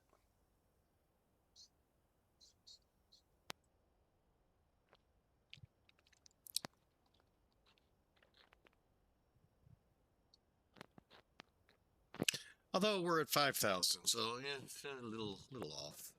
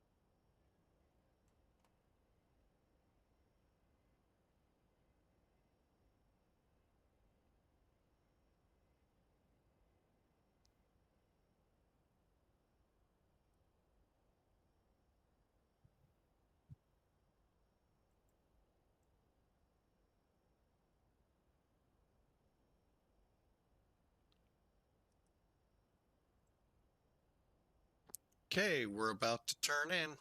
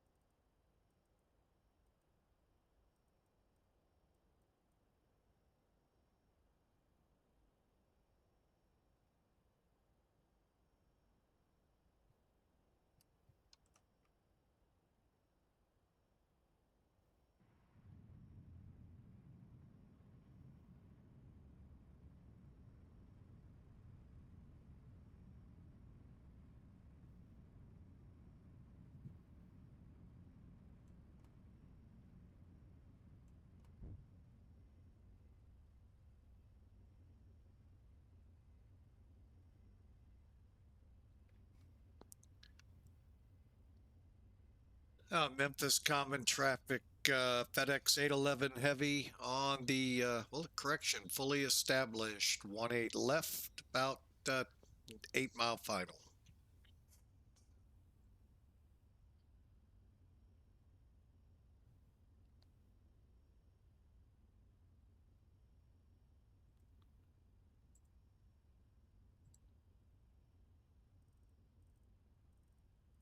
Memphis traffic, FedEx 830 is a 5 mile final for 18 left. What?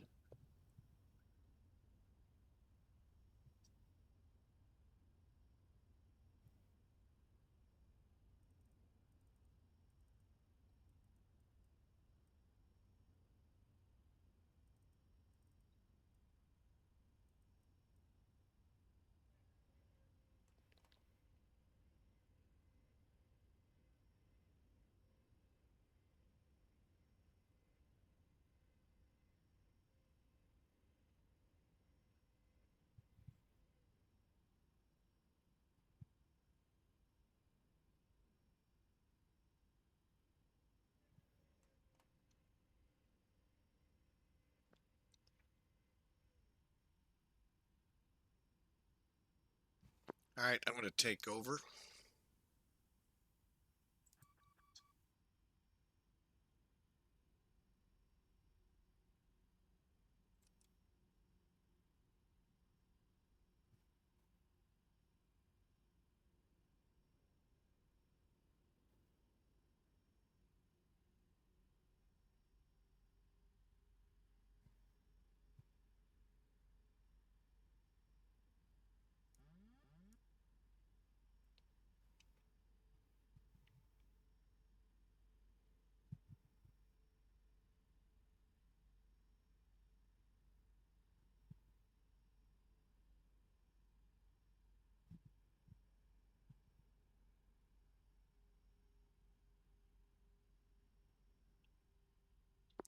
FedEx 811 heavy, 18 left, fully established, about 3 mile final.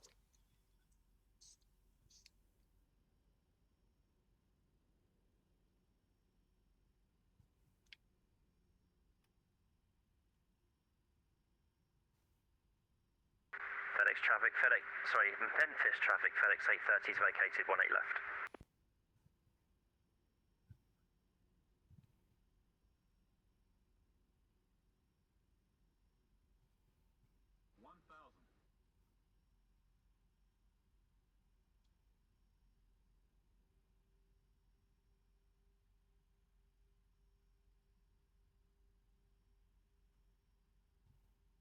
I don't have, oh, there he is.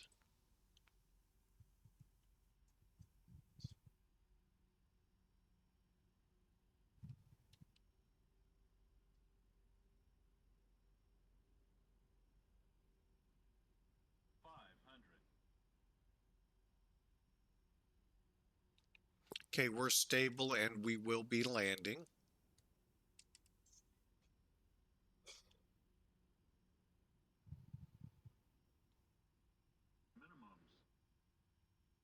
Sink rate. Pull up. Pull up. 50, 40, Pull up. 30,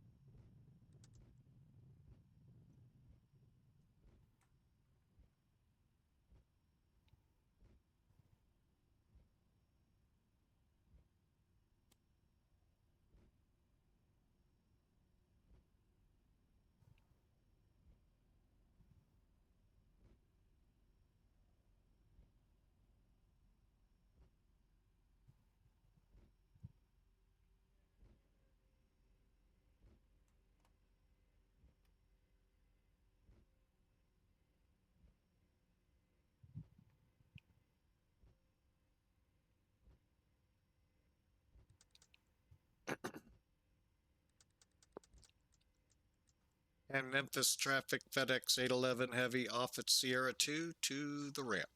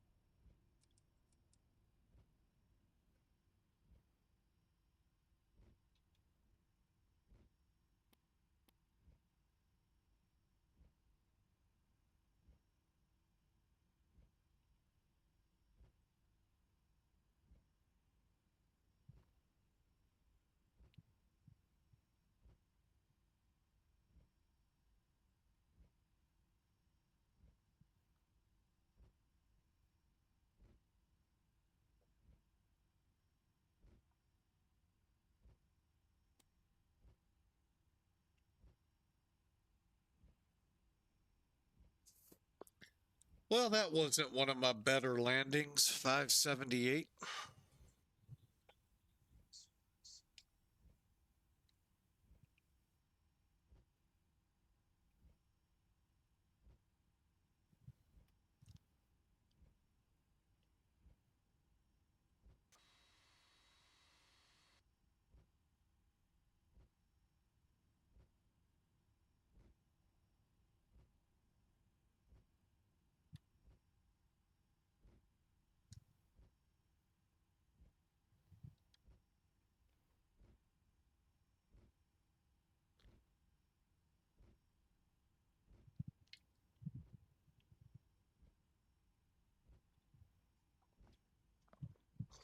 All right, so generators off. All right.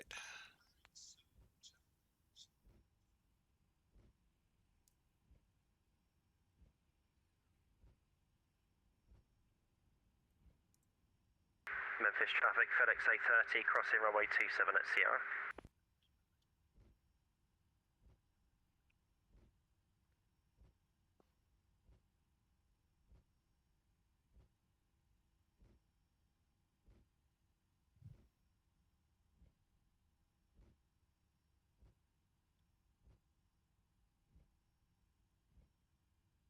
Let's say I don't remember all those hangers at the end.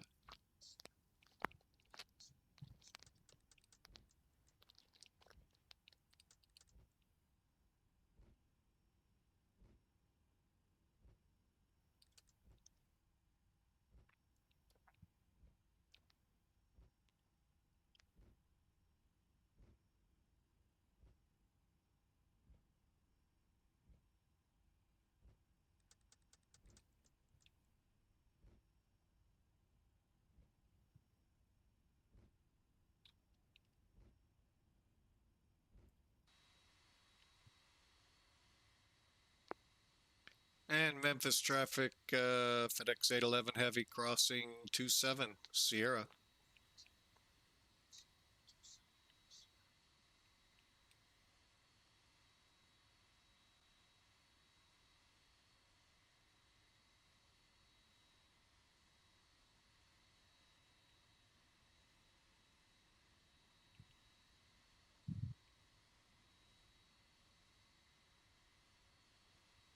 Memphis traffic, FedEx 811 Heavy off 27, still on Sierra.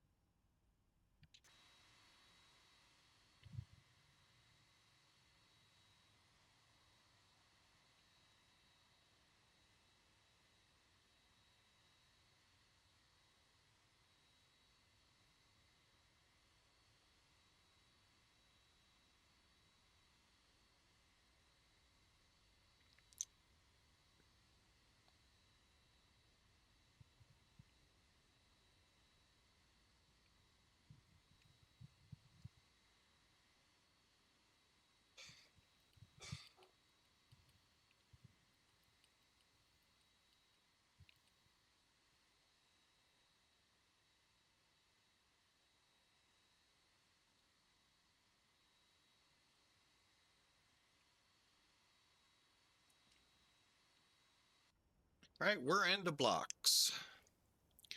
Verify parking brake on, parking brake on. All right, final checks here.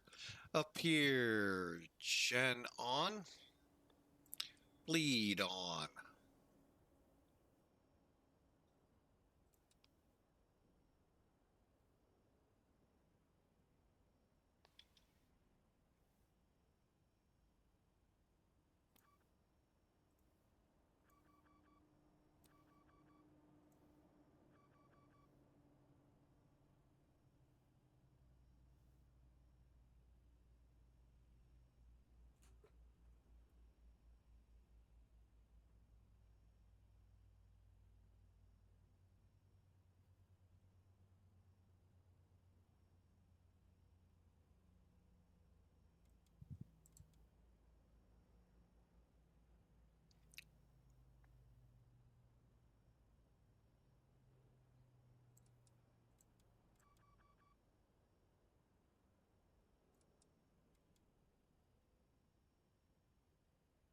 All right, we've got the aircraft shut down.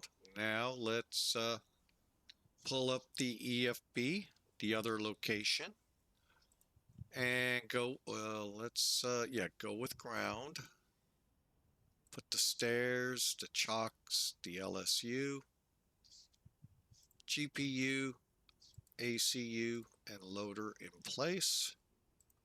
Come over to airplane, click open all. Stick our nose outside, and unfortunately, unlike the other aircraft, nothing's automated on this. Let's kick the beacon off though.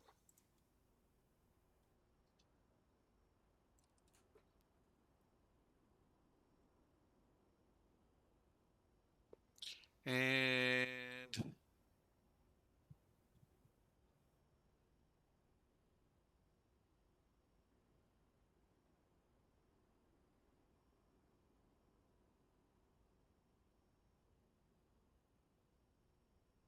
all right, bleed off. Gen off. APU off. We're on. There we go. And for the fun of it,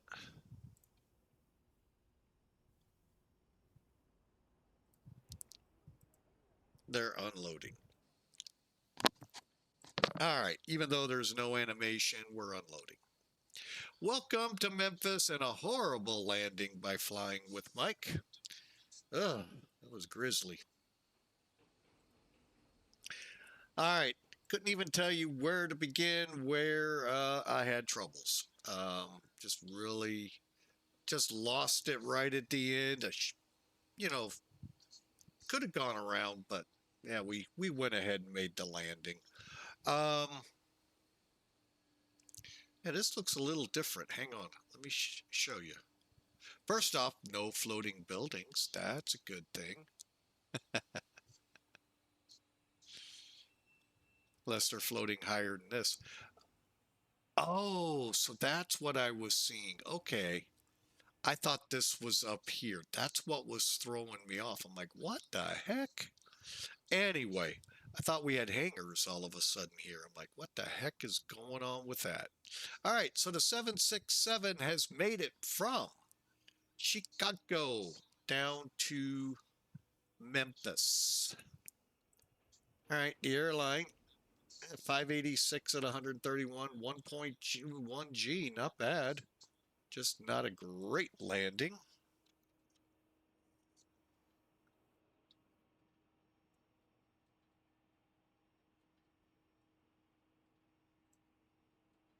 Oh well, we'll try to do better next time.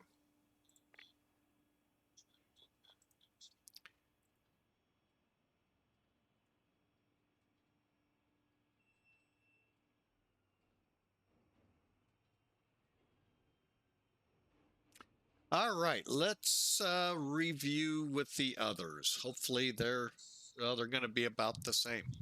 So we'll start with Elevatech. This got started late. So Part of the flight really didn't get tracked, which is, I believe, the takeoff.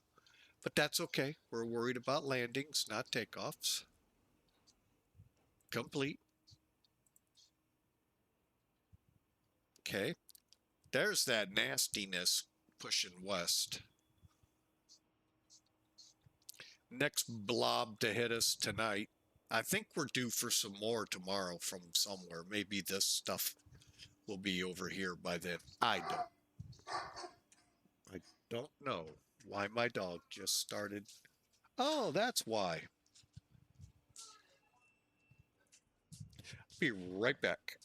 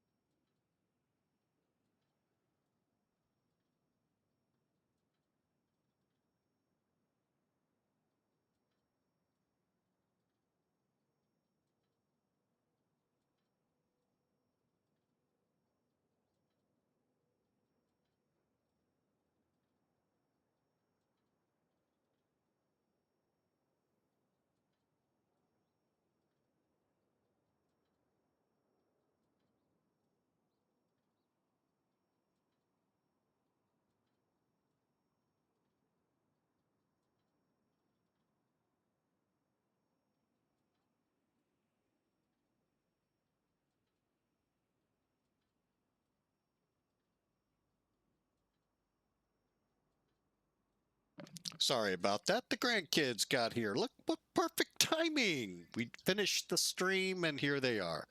All right, let's look at this flight real quick. 570 feet a minute at 139. I mean, overall, it's not all that bad, but it's bad. And we'll see what we kind of can learn from Sim Toolkit here in a minute.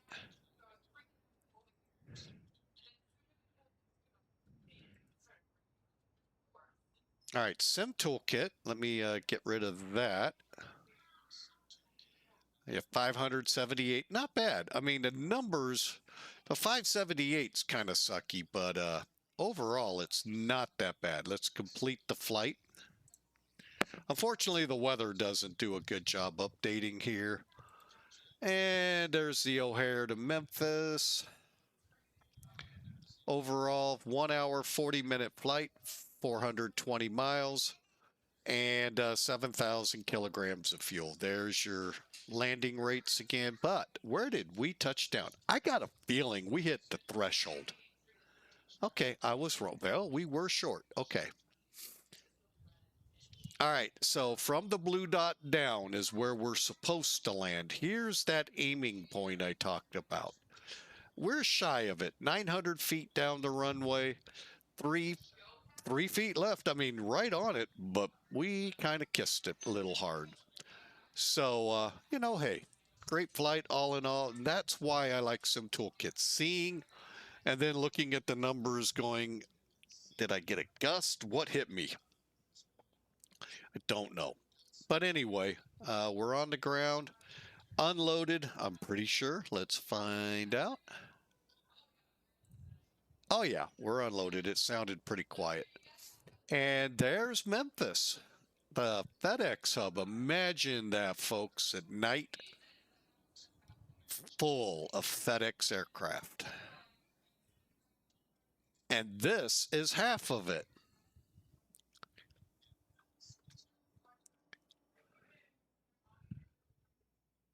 That too is full. And let me see if I remember how to swing it. And over in the backfield there is the maintenance area. So yeah, FedEx pretty well owns this airport, and rightly so. And just one, not the first ramp, but the second one south, UPS and other airlines park. Way down on the end is a ramp for Air National Guard or reserves, one of the reserves. But yeah, welcome to FedEx. Isn't that an amazing sight? Like I said, imagine at night, that ramp is full, real world. So, all right, let's get back in here. Let's call this what it was. And you all didn't see that. Doggone it. Up we go again.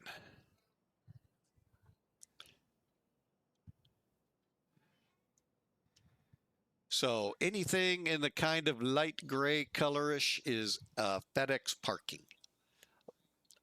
A lot of aircraft. This is the super hub.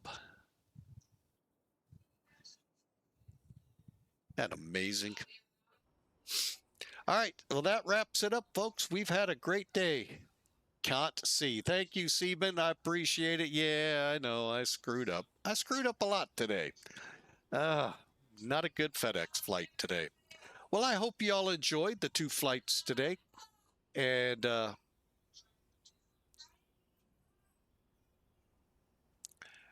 I hope you all have a great weekend. I have a weekend with grandkids that are hyped up on something. What's new? Y'all have a great weekend. God bless you all. And seek the Lord and his strength. Seek his presence continually. God bless you all. We'll see you on our next flight.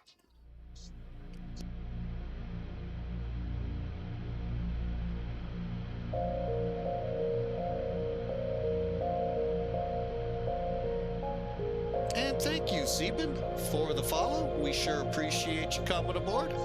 Hope you have a great weekend with everyone. And our next flight is scheduled maybe Sunday, but for sure Monday. God bless.